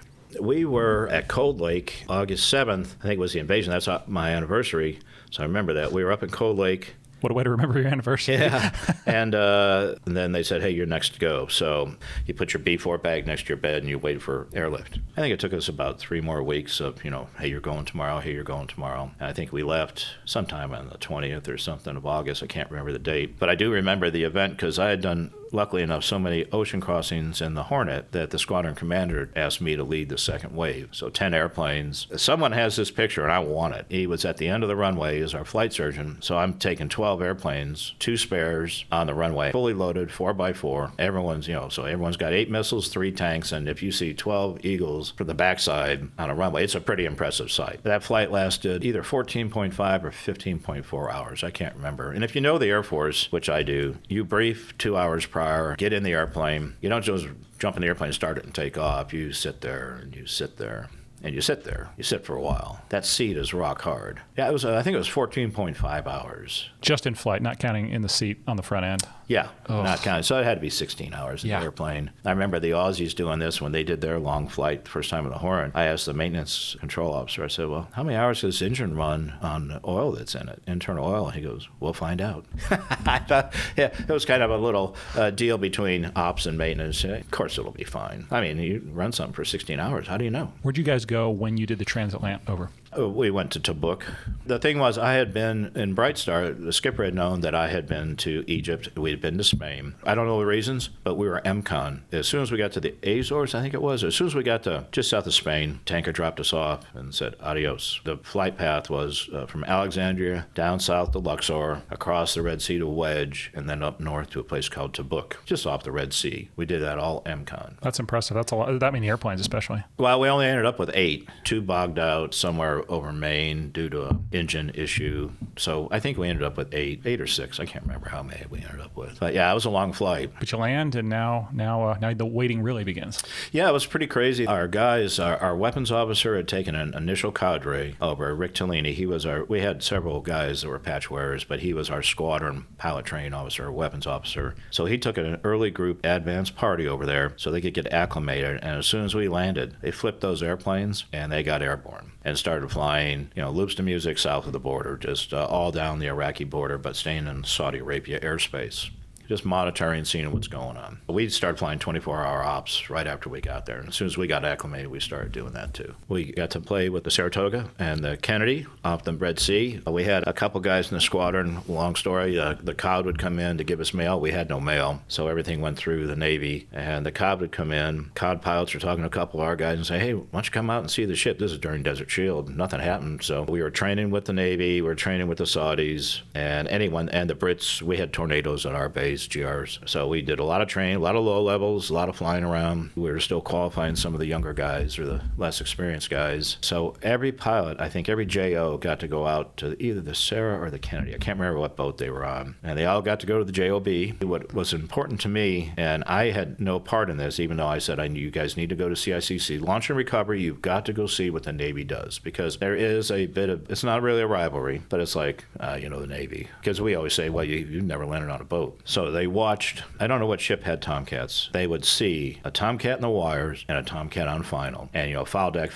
green deck, boom, trap. They had a new appreciation and this was at night. So they saw day and night ops. And so they got to see an entire evolution from the beginning of the day to the end of the day, and then hang out with naval aviators, talk some trash. But I was really grateful to see that they had a new appreciation for the Navy. I thought it was pretty cool. Hats off to the Navy for taking them. Did it feel real? Did it feel like an exercise that you were just kind of waiting on something to happen? What was that feeling? Well, it's pretty typical. Like when we go to Korea, there's a contingency plan already for a Korean event. You get in the vault, what the last squadron has done for contemporary ops, and you either improve on that or you change the TEEP or change the game plan. You go, okay, this is what we're going to do now. The CO picked 4 guys. I just happened to be one of them. The other 3 were all weapons officers, and we were all given a couple missions. So the 4 of us were going to take our divisions, or 4 ships, for OCA, offensive counter air flights. Everyone else was going to stay behind the IFF line and do high-value asset. That was the plan. So we were each given 2 strikes to plan for the first 3 days. And so that's what a bunch of us did. So you'd fly around to different parts of the world in that sector to talk to another squadron, another wing, and go, we know this is your target. How can we support you? So mine was the very first day, LtCol, and it was with 46 F-16s. So the F-16s were the overall mission commander. We were supporting them. I was just the air-to-air mission commander going out in front. I had 16 F-15s under my plan. Those numbers are incredible. I feel like things have changed in time and space, but that's a lot of airplanes. It is, and we had a lot of time to plan it because apparently they had a very large Air Force, the Iraqis did, and apparently they used it. They had some newer airplanes, and the MiG-29 was very formidable with that big A-18 missile on it. Everyone thought the MiG-29 was going to be the next greatest thing out there with some capabilities that, had they been exploited, could have been a real threat. And you have to honor that threat, right? You assume that that's what you're going to fight against. We make everyone a giant. We make everyone as good as we are. I think you have to do that. So you really plan to your level. Then after that, it could be a letdown, or you could just say, man, they're really, really good. For us, we were just so good. Honestly, I'm not bragging. We were just really good. You made a comment earlier. You talked about there's 3 other folks and then you that were chosen. Was there any sibling rivalry? I don't even know what to call it, but I mean, you're the Marine. You're the exchange guy, but yet you were chosen for that incredibly important responsibility. Well, no one knew about it. It was all top secret. But no, when I first came to the squadron, that was a year or so prior, everyone sees where the pecking order is. And they go, okay, what's this guy? Is he going to be the next section lead, the next 4-ship lead? Is he going to be the next IP? Is he going to go to weapons school? And I kind of tried to assure everyone, hey, I don't want your job. I didn't even want to be a flight commander, but they asked me to, so I said fine. I wasn't going to their weapons school. There was no way in the world. But I did go through all their upgrades and mission commander and all that stuff. There wasn't any dislike. Everyone was really good. Once I got established, there was no rivalry. Let's just put it that way. That's awesome. That's the way it should be. Yeah, you're one of the brothers. You're one of the bros. No one knew except for the 4 and the skipper. And, my hat's off to the skipper, and that's what I say to a lot of folks. The skipper let I call them snake eaters, but your JOs, the guys that are flying every day or every day they can fly, versus, a field grade officer who flies a couple times a month. He may have all the experience in the world, but he's not as good as someone who's got air under his butt every day of the week.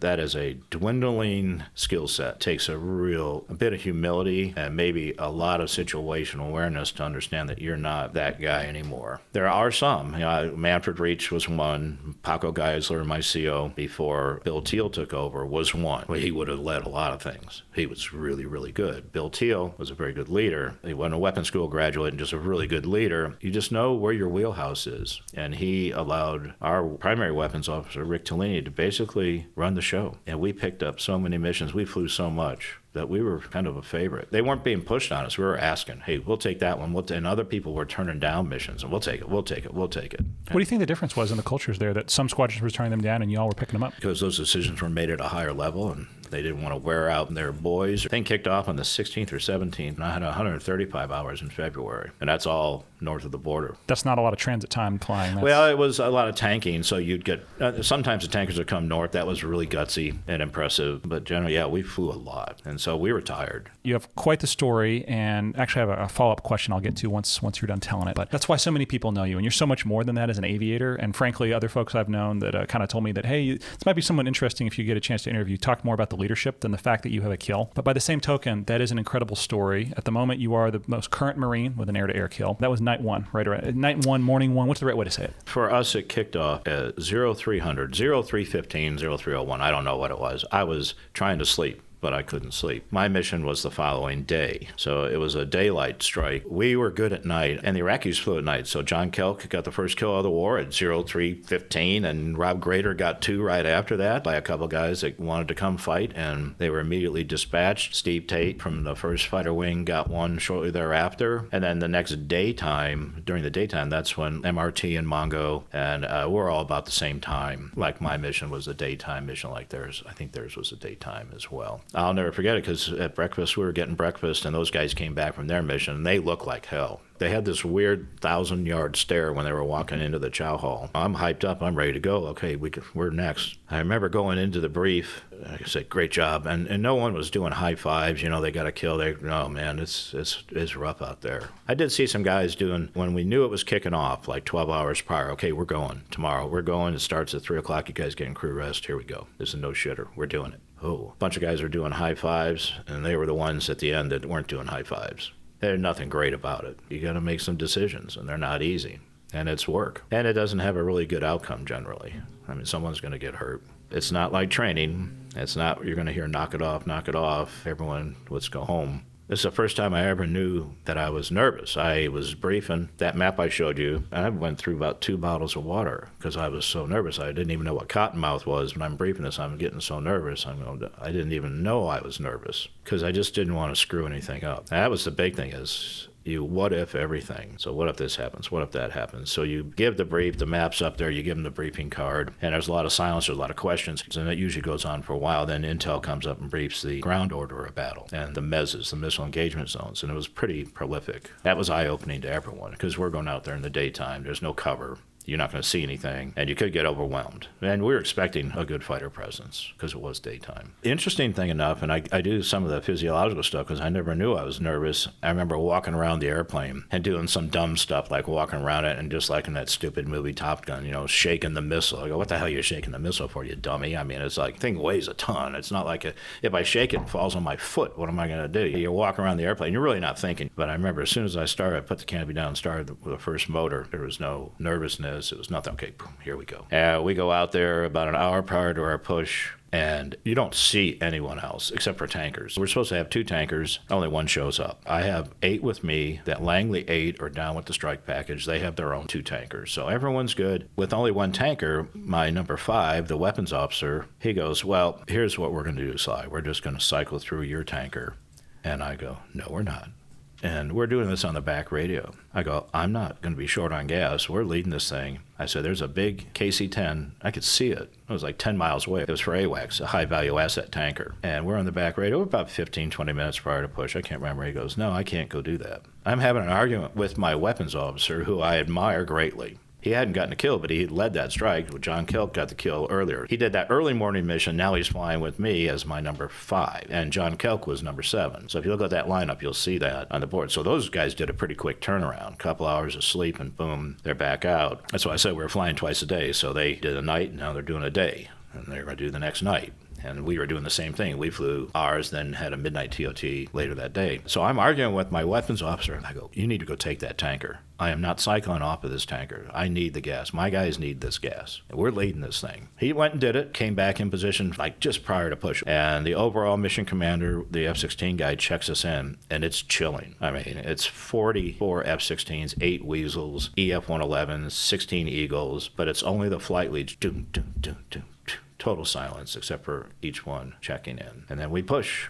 And right before we push, my number 3, Rory Drager, says, I got a lead nose. I got no radar. Oh, holy smokes. We're going to be out in front. And my number 3, the alternate mission commander, has no radar. See, these are what ifs you think about. I'll go, okay, so what do? Do I swap 3 and 4 and let 4 be the lead? Because he's just a wingman. Or do I let number 5 now become the lead? No. So I'm going to take me with 2 wingmen. My wingman was a first lieutenant, and his wingman was a captain, less experienced guys. Am I going to go first day in the combat with a lead nose and 2 JOs? It's always going through your head. This is stuff you think about ahead of time. But luckily, right at push, his radar came back up. He shut it down and turned it back on. It worked out beautifully. So we cross the line, and I look out. We're in the high 30s, typical F-15 in the cons. And you look, I remember looking over to my right and just seeing, it's just a wall of eagles. It's pretty impressive. I'm not enjoying anything because as soon as we push, AWACS comes up and says, I can't remember our call sign because they changed it at the last minute, but I'll just say Citgo, you got bandits 030, 150 miles, flight of 2, clear to kill, and you go, 150 miles away. That's how the area was sanitized, they thought. You don't see them on the radar, not quite. And our game plan was never to lock anyone up until you're in a weapons engagement zone because they'll just turn and run. We're painting them. It was AWACS 1 and then 5. Everyone else was quiet. So it would say bandit 030, 110 miles. I'd say 1 same, then 5 would say 5 same, or 1, 3, 5, and 7. Whoever, where the leaders would go, yeah, we got that. We see them. We get within about 40 miles, and so this is going on for a short period of time. And you can put the cursors over them and take a look, and they're slow and low, 360 knots at 1,500 feet. Just kind of loitering. I don't know if they were doing a day VFR fan flight. I have no idea what they were doing. But it's still 2 MiG-29s. We know they're MiG-29s. And at about 40 miles, we don't need 8 Eagles to go after 2 airplanes. I have number 5. I have him cross over and say, hey, continue the counterclockwise counter-air sweep that we're going to do. We'll go pursue these guys. By all rights, I should have had something. Just due to the azimuth, I should have had Rick Tolini because he was on the proper side to take that. But since I was leading it, and my good friend Rory was in the back radio going, Sly, these are ours. I go, all right. And we were a little bit out in front, but basically, if you do azimuth like we generally do in the Eagle, by all rights, I should have just let number 5 pursue that and we go on. But I did not do that. So shame on me. But as soon as they get right over the top of us, and AWACS is still talking to us, and now it's AWACS 1 and 3, because now we're going to go ahead and pursue these 2 MiG-29s that are in a north-south cap, racetrack pattern. About 40 miles from them, putting the cursor over. We're not locking them up. We're listening to AWACS, and I'll go 1 same, 3 same, 1 same, 3 same. That's a really good cadence between AWACS 1 and 3. It sounded very nice. And then all of a sudden, my raw gear goes off, surface-to-air launch indications. What I'm getting are uncorrelated launches, which an uncorrelated launch is you're getting locked up, but you don't know where it's coming from. You don't know what it is, but you can't ignore it. So I'm saying 1 mud, no range, uncorrelated. Then I hear 2 clean, 3 clean, 4 clean. So it could be an anomaly. I go 1 mud, uncorrelated, and then I hear 4, number 4, Tony Schiavi, smoke in the air, smoke in the air. Now it's time to react. I mean, I don't see anything, but I'm not going to sit there and ride, just get schwacked. So call for a combat 1, jettison the wing tanks. My wingman's on my right-hand side. My number 3 is on my left-hand side. And we both go into a very hard break with the wing tanks coming off. My wingman said it was the coolest thing he'd ever seen because all 8 tanks came off at the same time. 2 by each airplane. Said it looked like when the P-47s were cleared to drop their tanks and engage in World War II, over Germany. They were never allowed to drop their tanks, so we didn't find a tank we liked to keep. We got rid of our tanks all the time. Got rid of those, lost about 20,000 feet in the hard right brake, orthogonal type brake, chaff flares, putting out your expendables, going essentially 90 degrees to the flow. So I'm heading about 120 degrees with my wingman, who's stacked below me about 5,000 feet. My number 3 is probably going about a 280 degree heading just to get away from the whatever's shooting at us. We clear the threat, but I can see the launch indications at my 6 o'clock on the radar warning receiver, which in the Eagle, the radar warning gear is huge. And the Hornet, it's about the size of a coffee cup. This is the size of a salad plate. It's big. I can see at 6 o'clock I'm getting locked up, but we're past it. But it's really noisy now. My wingman's stacked perfect position, so I call 90 left to get back to the engagement because AWACS is still saying bandits 030, 38 miles. But we pitch back, and when we pitch back, it's all MCON, so you just wave your wings. Uncalled tack turns. Oh, yeah. I love it. Yeah. Wow. Sorry, yeah. We come 90 left. Number 3 sees that. He comes 90 right, and we are 7 miles stacked. AWACS says bandit 030, 35 miles, 1 same, 3 same, right after the SAM break. It was pretty impressive. And it's really loud now. Now we're down around 15,000 feet. Everything has been very antiseptic, very quiet, matter of fact, and just dozens of red flags. So these large force employments, lots of noise, it's pretty used to it. This one really got me a little rattled because you're getting shot at. And now we're getting close to a missile engagement zone. So we get the formation a little bit tighter because we were split by about 5 to 7 miles. I can see Hoser off on my left side, but you don't want your number 3 that far away because if you lose sight of each other, you could end up shooting each other. So he got back into a decent tactical formation where we're about 2 or 3 miles apart from each other. As the cadence went down, it got to about 20 miles, and the bandits turned north. I don't know why. In fighter aviation, you never turn your back on a supersonic adversary. You never do. I mean, you're not going to re-engage. You're going to get killed. You're going to get run down. I mean, you just wouldn't do that inside 20 miles. I mean, he's at 20 miles. He'd have to run all the way to Turkey. There's just no way. So I think we're getting bagged. I think they're going to draw us into, I'm thinking that these are giants. I'm thinking that they're mental giants. And so I yell, push it up, and go as fast as that Eagle will go with a centerline tank, which is not that fast an airplane. It's not like an F-16 is going 700 knots. We were probably doing 650 or something. And it's loud. It's a real noisy airplane with all that air rushing by. And now I'm agitated. I'm just honest. I was agitated. I remember yelling, push it up, and close the range. They're still going slow. And now I'm sampling them with the cursors a little bit. 360 knots, 1,500 feet. All right. Close the range from 20 to 14 miles in a tail chase. And then they start turning hot. They're flying in what we call an echelon formation, the kind of swing wing. The wingman's in between left side, right side. So on the way out, typical azimuth sort, I've got the guy on the east side, Hoser's got the guy on the west side. Well, they swap. When they come around, now they're in different positions. As they come through the turn, they go in the beam. Anytime you go into the beam, you don't have closure in either direction. So the radar is working a little bit harder. And as soon as they come out of the turn, we're about 11 miles, I hear a Hoser go, Fox 1. I go, son of a... Because I haven't even seen them yet. I mean, they're together. They're a welded wing. And then instead of him F-pulling or cooling the intercept off to going west, he comes over the top of me. And now I got the cursors down there. I'm working around. I go, well, and you're thinking of this in seconds. You only have seconds. I go, he shot. Which one did he shoot? So I grabbed the other guy. I mean, it's just luck. I'm just going to tell you it's luck. I would like to say that I got into a mini raster at 1,200 knots of closure and really smoked it. Put the cursors where I thought the guy would be, and I got the proper guy. But I still look at Hoser. He's going right over the top of me. I mean, he's 2,000 feet over top of me, crossing in that direction. I go, why is he going over there? That's my guy. But I just came in from the other side, from the west side, and hooked this guy and shot a missile, went off to the beam as much as I could to slow down the intercept. All I remember was seeing about 1,290 knots of closure. It's happening real fast. Flight time of the missile wasn't very much. I watched the missile come off, and it goes straight to the ground. Instead of coming off in an arc like towards the target, it's a fuselage mount of missile, and I don't even see it. AIM 120, correct?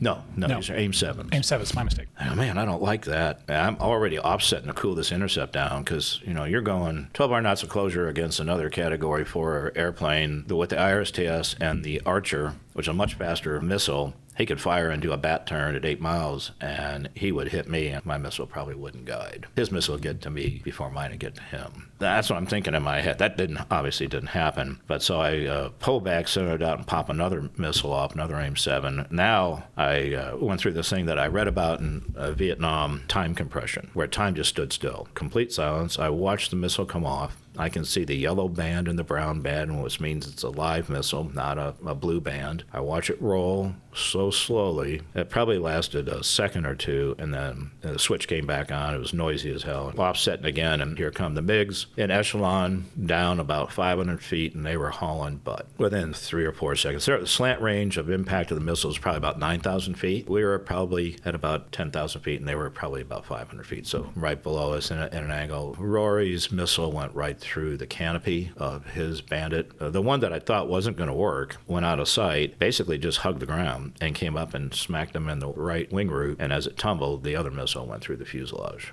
We blow through, do auto guns like you always do, because you don't hang around. I mean, you're not pulling up and looking around. I mean, you see a little sparkle. It wasn't these big fireball things just out of the corner of my eye, because I'm looking for trailers, because when you fly something as big as an Eagle, you do not want to be looking around. You want to be getting through the engagement and moving on to the next event or to a trailer. And I do say, splash two. My wayman watched the whole thing. He just goes, coolest thing I ever saw. I watched the missile right into it, and I go, well, thanks for your radar lookout. I appreciate that, But luckily, there was no one else there, but that's the only time I heard the comm break. And the whole time, as a couple F-16 guys in the strike said, I could hear them say, shit on. I mean, so that was the only unauthorized comm during that engagement. So now we are smoking. We are out of gas. There's no way I'm going to be able to finish that counterclockwise flow that we were going to fly. And we're doing over 600 knots on the deck. And I noticed immediately that the terrain goes from brown to green. There's no bueno. And that's the Euphrates River Delta area. And I went, ooh, I mean, the target's 10 more miles. I mean, the last thing you want to do is go fly over the target and wake everyone up and go, hey, here we come. So this is a really dumb move. It's the Euphrates River. I know where we are, and I just don't know which way to go. I don't have any gas to do a counterclockwise. I don't have time. So I just yell, in place, and go. We went straight up, took all that airspeed and turned it into a lot of altitude. And I was the first one up because I'm sure everyone else was going, what? They all came, but they were about 8,000 feet behind me. And immediately I get locked up because I'm right in the middle of the Baghdad Mez. And at 9 o'clock, I've got 3s and 6s and 1, 2, all at 9 o'clock, 15 miles locking me up. And I go, 1 mud, 9 o'clock, multiples. And the other guys are below me. So they go, 2's clean, 3's clean, 4's clean. I go, you got to be kidding me. And I can look out and see the missiles coming. And I get to watch the boost and then the sustain. It separates, it goes way up high, and you're still locked up. So I'm in the vertical, jettison my last centerline tank, and now start doing what we call the funky chicken, but basically just doing orthogonal brakes to defeat the threat. Did that all the way back down to about 10,000 feet. Strikers are coming now. The Weasels are coming. The other Eagles are coming. I hear bingo fuel from Bitch and Betty, and then I hear fuel low. And I look down and, oh my God, fuel gauges go to 0. So I'm, it's typical bonehead. I'm doing a BDA. We're clear of the threat. We're south of Baghdad, 20 miles now. They're locking us up, but they're not firing. And I slowly start climbing up. I ask the nips, my wingman, I go, hey, battle damage check. I don't know. It's so noisy. You just have no clue. I mean, you have a clue if you have enough clue in your head. I didn't. I was totally maxed out. I was clean, and the fuel gauge just shorted out. It happened occasionally. We found out from maintenance that sometimes when you jettison the centerline tank, it pops a fuse or something. So the fuel gauges all went to 0, but I was running just fine. We clear the area on the way back, hit a tanker. They see a lot of ordnance expended, at least from me and number 3. So you can see the boomer giving big thumbs up, and all the way home, Hoser is going, Sly, we got to do an air show. I go, man, it's the first mission. We did a great job. Let's just land. We got another flight later tonight. Sly, we got to do an air show. All the 300-mile ride home. So we did an air show, and we come in really fast. And I drop off my wingman and go around. Rory drops off his wingman, and I do a low pass to a place called Center Stage. We had hardened shelters we worked out of. Center Stage was kind of like just an admin place. It was a big ramp, and it was filled with troops. As I'm smoking down the runway at 50 feet, full blower, I look over at them, and as soon as I got even with them, snatch the stick back and do an aileron roll. Upside down, looking at them, and I get a master caution light, thinking, this is where I die. It wasn't very pretty. The Blues would not have been proud, but did kind of a pitch out and landed. And then Hoser did one even better because I was on my downwind leg, and I looked down at him, and I saw dirt flying everywhere. So whatever he did was spectacular. And we pulled into Center Stage. I think that was the most rewarding part of the flight, honestly, was all the troops jumping up and down. The ordnance guy, the chief master sergeant, asked if he could have one of my umbilicals from the missile. I said, absolutely, because these guys had worked, I don't know how many months, nonstop. I mean, it's not a great place to live. And they were working so hard. It was a great little high-fiving for 30 seconds, and then crew rest and another mission. And did that mission that didn't turn out too good with some tornadoes. And now my daughter was born. I got a call after that mission, the second mission, that the Red Cross was on the phone and my wife had our daughter. It was a hell of a day. I think Lisa was a little bummed that I didn't come home. It was a perfect, hey, do you want to go home? No, I don't want to go home. So I came home to a 4-month-old baby. Wow. Yeah, which is pretty good, sleeping the night and everything. Didn't have to worry about that. That does sound nice, yeah. Yeah. When did you kind of let that out of the box? And when did it kind of hit you that, hey, this is not just any other flight, this is actually something really substantial? When the strike commander checked us in, I went, holy smokes, this is real. Even though AWACS called them bandits, I still had to go through our matrix to make sure that they were bad guys. Just as a sidebar, this is crazy. I was at the famous tailhook that never happened, and I met a F-14 Rio who watched my engagement. He told me he saw it, and I said, there is nobody out there. Well, what happened was it was a strike package from either the Sarah or the Kennedy, but he goes, I watched it because we were following out the A6s. Like, I don't know why you'd be behind the strike package escorting, but they were, and they got locked up by 2 MiG-29s. They were going to pitch back and engage them, but as they were fixing to pitch back, they looked up and saw 2 missiles. He goes, one of your guys shot 1 missile, and one of your guys shot 2 missiles. I go, that's unbelievable. What happened was AWACS didn't tell us because we were working in the central sector. It's like this table here. Tomcats and the A6s were in the western sector. They spilled over into our area, and no one told us. right at impact. Those MiGs, they probably wondered why they were getting raw indications, why were they getting locked up, because they're behind these guys that they're about to shoot at or run down, they think, and then they blew up. So you talk about luck and timing. There's so much luck and timing involved in this stuff. Anyone that tells you otherwise is full of it. And I'll tell you, there were some great aviators that never got the opportunity to shoot, and there were a lot of really average aviators that got to shoot. The training is what made the key. So if an average aviator can do the job, that's what you want. You don't want to have Steve Canyon out there on every mission. You want to make it easy enough that everyone can do it. Nothing really hits you until, you're on pure adrenaline. I told them to go into Crew S. I went to Intel to debrief, get ready to plan the next mission with the Brits. Quick supper. I didn't even sleep that day and went out and did the next mission. And was that you talked to the Brits? I'm guessing Tornadoes, escort for those that strike package. Over in the West, they were doing the runway destruction thing. That was really bad for JP 233. Yeah, it did not work out well. And they took heavy losses doing that. They took some hits. Yeah, it was not good. Good friend actually is one of the Tornado pilots. Night one, I think it was Tulio Airfield, and it's an incredible story. I'm really glad. I'm very fortunate he told it, but just a different way to operate. And I think they learned a lot of lessons moving forward from that. We were worried. It was tough to watch it happen. Eagles. Why are we escorting? We're out there for air supremacy, but you're still there watching it all, and if something gets airborne, you're going to kill it. In the meantime, you get to watch the whole show go on, and you hear the ELTs go off, and you see the stuff come up. The Brits were amazing, great pilots. Incredible fortitude. Stubborn, too.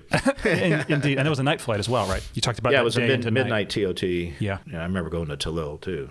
You mentioned you came home to a 4-month-old, so I'm guessing there were some more flights and more missions in there. I don't even know the right way to ask the question, but I'm guessing there was other memories, other things that I can tell you. Well, there's a lot of buffoonery. I did Devin Jones's CSAR, really, the down Tomcat guy. Yeah, I've heard a version of that story. I've heard a version of it that I didn't agree with. I'd like to hear your version of it. Well, it's not that I just got vectored. I didn't know if it was the Rio or the pilot. I knew it was the Tomcat guy, but they vectored us just for high cover. I guess there were A-10s there. I never saw the A-10s. A-10s got some. I guess they strafed a truckload of Iraqis that were coming after Lieutenant Jones while the helicopter was en route. I think they had heard him on his radios or something. I really don't know that story. I wasn't on that frequency. I do remember flying over the top and telling Sandy once they picked them up, they were doing nap at the earth stuff, but they were going to fly right over Mudasis. So I said, hard right, and they did. And I flew over Mudasis, and it was a beautiful, clear day. And I'll never forget it because all of a sudden I'm seeing all these gray clouds around my airplane. Even at WTI, when you do a SAR and you're doing figure eights because you're going with a helicopter, you'll eventually lose altitude. You'll keep your eye, keep in sight of the egress, and you'll just kind of do this figure eight and you kind of lose altitude, and it slowly happens. And I lost enough altitude to get down to the 14,000 feet, perfect for AAA, and my wingman was stacked up a lot higher. He doesn't say anything. And I see all these gray clouds. And what the hell are all these gray clouds around here for? It's a ZSU, and I see all the tennis balls coming up. I was dumb. You do dumb stuff. I just stood it on its tail, went full blower, and climbed above the max range of that thing. But I was watching those things come up, and I'm going, how stupid is that? I'm guessing it's luck at that point. The pattern off that ZSU-23 just didn't catch you. And the Eagle climbed you right on out of it. But we did some great stuff. We called in a lot of scuds. We called in trying to take an A-10s to kill scuds because I could see them coming in. I did air-to-air relay for A-10s to kill some scuds. I followed some A-10s. I go, hey, can I go in with you? I used to drop bombs. I go, yeah, but just stay clear because the second guy's dropping CBUs. And so I left the wingman up high, and I went down with them, and they just shredded this scud site, lots of secondaries. It was very cool. Daytime or nighttime? That was dusk. They came out at dusk to shoot their stuff at Israel. And so in dusk, you could see the trucks dust for 50 miles. So we knew that they were launching out of the west going into Israel. So you might see some tubes, you might not, but I go, hey, I think I got Ace. You got any A-10s? And the A-10s out of a place called Arar, I think, and call them up. They came right to it, shredded it, and said, we're Winchester. We're going back to get more ammo. How long are you going to be here? And I go, I got 4 more hours. So I tried to shoot a Scud once, and that did not work well. I was going to say, I know you mentioned strafing in the jet. Is it just, it's not designed, it's an air-to-air platform, I'm guessing. It's just not designed to do that strafe mission as well as the air-to-air mission? Well, the gun is the same gun as in a Hornet. It's canted 2 degrees up, like most air-to-air guns, I think, and the air-to-ground ranging isn't the same, I think. I'm way out of my league here. We could put lead on something, enough to make people duck. I shouldn't tell a lie about that. Rick Tellini and a visiting weapons officer, a great guy, they went up north to Kirkuk and strafed a Cub and a Candid on a ramp. And another guy strafed a 6x. And it was on the airplane that I got my kill on, and they were going to paint a truck on it. I go, you're not painting a truck on that next to that star. There's no way. Wing commander heard about it, because this is kind of JO Mafia stuff. You're out there. Wing commander heard about it and said, next guy that strafes gets grounded. I'm guessing he didn't want to lose an airplane, didn't want to lose a pilot. It probably wasn't the smartest thing in the world to do, but that's the crazy thing about combat. You're not asking, you're doing. And if it's just you in the airplane, then you're just doing something stupid on your own, like me getting too slow and, I don't know, seesaw. I was just trying to help. Yeah, I did hear the other recollection of that, and I don't agree with that, but I'm not gonna say any more. Yeah, that's totally fair. One actually question on it, since you did mention it. I'm guessing you were airborne doing something else, and then it was very quickly there's a seesaw in progress. You're going to get called to do that. Okay. Absolutely. Yeah. And the whole idea is just air superior. If anything gets airborne. I mean, we knew when stuff was getting airborne. We had such good intel. They say, okay, there's a MiG-29 out of El Asad. We knew it was taxiing, and so you'd see eagles coming from like swarm. I'm ready. And then they go, oh no, it's just an engine run. They're just doing an engine run. They never Really? took off. Yeah. Wow. So. That is that overwhelming advantage. Gosh, what's the saying? Like, how do you know you've lost SA? It's when you regain it. And it's that terrible feeling of like, oh, yeah. It's easily done, especially being, when you're alone, and you can be overcome by events pretty quickly. So you got to kick out all that little stuff that gets in the way. You mentioned all those hours that you flew in a very short period of time. So you gained a tremendous amount of combat experience in a very short amount of just, literally days and hours. Looking back, if you could look back and talk to yourself, you obviously had a lot of experience in the airplane before going to combat, but now you've done the real thing. What would you tell yourself? Here's things that maybe that matter that you should have focused on, or maybe things that, you're wasting your brain space by worrying about this in the moment. I think the hard thing, if you're a flight lead, is you what if a lot of things. I don't think other people have that burden. If you're just on the wing, you don't have that burden. You're just hanging on the wing. I mean, you're doing your job. It's an important job, but you haven't really had to go through the iterations of all the what if this happens, what if that happens. And it's not worrying. It's more like, I don't want to screw this up. And you're not worried about anything. Everything you have is exceptional. You don't worry about the missile not working. You don't worry about the engines crapping out. You certainly don't want to shoot down a friendly.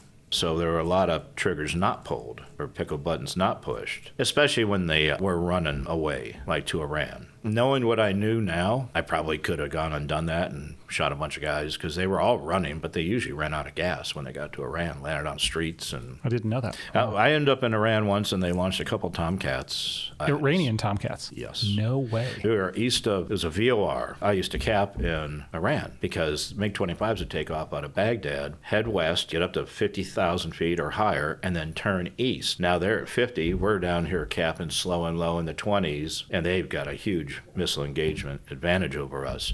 So I said, heck with that. I'm capping in Iran. And if they launch like that, we're going to run east to pick up the Mach and then climb up to 50,000 feet and meet them head on. And we'll kill them. We will kill them. We did that once, and 2 Tomcats were 75 miles airborne. And I asked the ace, this is true, but I'm glad we didn't do it. I go, Ace, we got 2 F-14s coming from Iran. I go, what do you want us to do? He goes, shoot them. That never happened. Of course. And they did not come at us. I think I don't know what they were doing. There's a lot going on in that airspace. There was a lot of craziness going on. I think that's the crazy thing about combat is it's so fluid, and you make the best decision you can with what you can. If you had hindsight, we'd all have 20 kills. You missed them by 3 degrees. The one goes that way, and you don't see it on the radar, and you just missed, or they just missed you. It was a very crowded airspace. I can't really look back and go, I wish I could have done something better. We did pretty well with what we had. What was it like coming home when that conflict was wrapped up, at least from y'all's perspective, and you bring the airplanes back to the U.S.? What was that feeling like? It was wonderful. Everyone was real happy to see us. Our predecessors from Vietnam were treated very, very poorly. Our generals, who are all of that era, were determined not to let that happen. And the media was fairly friendly towards that event. And it happened quickly. We did it. And I think that's one of the things that surprised a lot of people. I think the air war was over in 35 days. We bombed them into the Stone Age for 35 days, 24/7. Shot down any airplane that would fly, pretty much killed their will to win immediately. That's the way you do it. So I think everyone was satisfied with that. And when we got home, I stayed with the squadron for a while longer, and so everyone wanted to fight against us. So it was a lot of fun. I was going to ask, is there any notoriety that comes with that? If you're a MiG killer, and now people literally want to just go out and fight you because... Oh, that's fine. Bring it on. Yeah, I loved it. No, I loved it. I go, yeah, this is an opportunity to really show how good they are. The level of competency, once you hit a certain number of hours in an airplane, it's like polishing the apple. But I also want to kind of anchor down on what you just said. You took your victory and you turned it into something to help take care of others and bring other people up. I don't know that all aviators necessarily would think that way. That's not their default setting, but it was yours. I mean, that's obviously it was a conscious choice. You chose to, and you still choose to. But that's really pretty cool. There were little tours going along with a bunch of the guys that had gotten kills. And I learned early on, I think, how to read a room, especially a room full of fighter pilots. We did a lot of road shows because they wanted to hear how it went. And they were pissed they couldn't go. And who wasn't? Everyone's got their bag ready. They're ready to go. And we were flying so much, I'm ready to call uncle. I flew every day, twice a day. You're flying 135 hours in the shortest month of the year. I mean, that's a lot of flying time. So we needed help. Didn't know it was going to be over so quickly because, I don't know, that sustain rate was crazy. But I did learn pretty quickly how to read a room. Since I was the Marine in an Air Force squadron, I was usually the last one to talk. Some guys just talk the way they talk.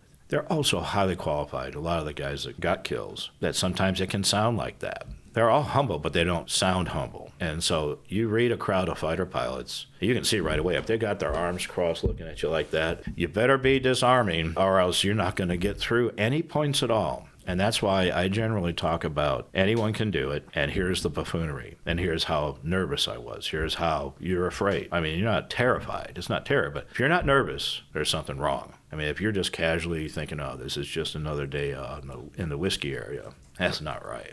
But it also takes confidence, right? Because it's also easy to throw the wall up and say, yeah, I did it. None of y'all did. And, come at me, right? Yeah. But also, I hate to, here comes the Genesis generation comments, but to be vulnerable, to say like, yeah, you know what? I've screwed stuff up too. And like you said, any one of you all have that same incredible training, could have done what I did. That's usually the case. Yeah. It's just some of the decisions you make. And the ones that I try to stress are the ones that aren't in the book. Like, hey, go get that tanker. So what would you do if you only had one tanker and 8 guys to get through it? I know what I did. I don't know if it was right or wrong. I know it wasn't received well, but that's okay. It was my call. But you can talk that way to a group and talk about the buffoonery and stuff and the things you gooned up in place implement. Who in the hell would do that? Well, you're going to fly over the target? I mean, you got seconds. Everyone should live vicariously through the buffoonery because everyone should be good. Everyone we talk to is the best they can be at what they're doing. No one's trying to do a cruddy job. And anyone that wants to pretend that doesn't happen is lying to themselves and others. Yeah, I think over time, now it's an event, it's 30-some years ago, I could be a lot more granular on the things that were screwed up and the absolute volume of airplanes in the air, the transverse level. The noise is something you're not ready for. And the autonomous operation. You're a flight lead, you're on your own. I mean, you've been given some guidance, but if AWACS lost sight of us all the time, what are you going to do?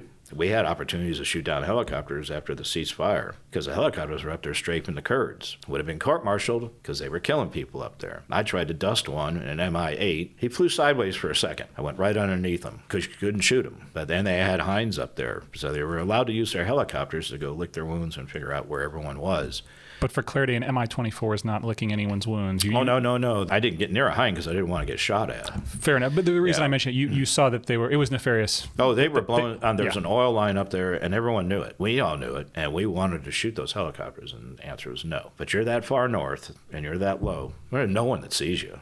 It's just like my buddy strafing a Candid and a Cub. If someone would have seen that, like Eye in the Sky or something, they would go, what are you doing down there? Yeah, a lot of buffoonery that you're lucky to survive. After that tour in the F-15, where could you have gone? Where'd you go next? I was honestly hoping that I could go to Top Gun and be an instructor. They go, we wish you would have said that. I guess you got to rush them or something. I don't know how to do that. I was offered an OPSO on Carl Vinson, I think. I'd just been home 4 months, and I had a 4-month-old daughter, and she goes, can you please do something else? And I wouldn't. When guys were talking the A word, the airlines, I never would allow that in the squadron. Go at home and talk about that. We're chasing our watches here. We're not going to talk about that afterlife stuff, not in the squadron. So I decided I'll go in the reserve. Then I ended up working for an airline. Sly, one thing that I'll kind of anchor down on, only because in my life, some of these things are things I'm thinking about as well. You made a choice to prioritize family, and not everyone does. It's something that I have a tremendous amount of respect for. I don't know, a phrase I've heard thrown around a lot is the organization will never love you back. I'm sure you loved the Marine Corps, loved your time flying with the Air Force. I love the Navy. I've loved the opportunities I've had. But there is that balance there, and when I jokingly call my wife the War Department. Well, when the War Department says, something like, you're a team, right? It's the two of you and your family, right? Not everyone does that. Everyone makes choices for their own reasons. But I guess I'll just say it this way. I have a tremendous amount of respect for someone that could listen. And I think you mentioned 40, how many years? 41. 41. That's absolutely incredible. And that's, I don't know how you feel about your wife. Seems like 60. Yeah, I tell my wife that it's been only a couple and it feels like 62. No, I'm just kidding. I hope folks feel that balance that every one of us has to find a way to strike, and it's not always easy. But by the same token, you have to make the right decision for you. Yeah, that was the hardest decision of my life by far. Much easier to get married. I mean, it was harder to maybe go in the Marine Corps than to get out. I mean, I did not want to get out. I was not interested at all. But I was, without a doubt, a pretty selfish fighter pilot. I mean, that's all I talked about. I don't know how my wife put up with it. I loved what I was doing. I mean, I loved it. It didn't matter. Dropping bombs, air to air. It was a blast. It was a riot. But I didn't spend a lot of time Hayes Gray. You know, if it would have been different if I had a 6-month boat tour, I may not have looked at it the same way. Even living in tents in Korea with 300 of my closest friends, it was a riot jumping around to all these different places around the Far East. But it was a very selfish career. I mean, I've got a highly educated wife who was a camp follower. That's rough. And that kind of support is unique. And it was 100% support. But again, at the same time, I knew I was being pretty selfish. I'm going to do this tour next. I'm going to do that next. This is what I'd like to do. And she was great. And when she said, time to pull chocks, will you think about doing something different? I said, absolutely. It was tough. I'll never forget going to Matzig and telling him. And there were a lot of guys go, you dirtbag. You went and did everything that we all want to do, and then you got out. We all have our reasons. I wish I would have stayed in. I wish I would have, if I could have made it. I don't know how good a Marine I would have been, but I wish I could have, been a 3-star and led Marine Air for 20 years. But, it's give and take. I don't regret it. If I had 2 lives, I know what else I'd do. And it's a tough choice. And no one makes it easy on you either. Navy's not going to treat you really nice when you say, hey, adios. I mean, they're going to go, well, man, we just invested all this money in you, and we love you. You're doing great. What's the problem? Well, just name it. I mean, there's a lot of issues. It's just huge commitment. So hats off to those that stick with it. A lot of understanding for those that try to balance. I tried to balance both, reserves and another life. When I wrap all these up, I always like to end with a couple things. First is gratitude. Thank you for taking so much time. It's been an awesome day, but then I also want to give you the last word. Anything maybe I should have asked or didn't get to, over to you, sir. Just if you have any other questions, just let me know. Thanks, as always, for taking the time and tuning in to Safe on Deck. Hope you enjoyed this episode. It shouldn't need to be said, but just in case, I'll say it. The views and opinions presented on Safe on Deck are my own and those of my guests, and do not represent the official policy or position of the Department of Defense, the Department of the Navy, or its components. Be well, blue skies, and fly safe out there. See you next time.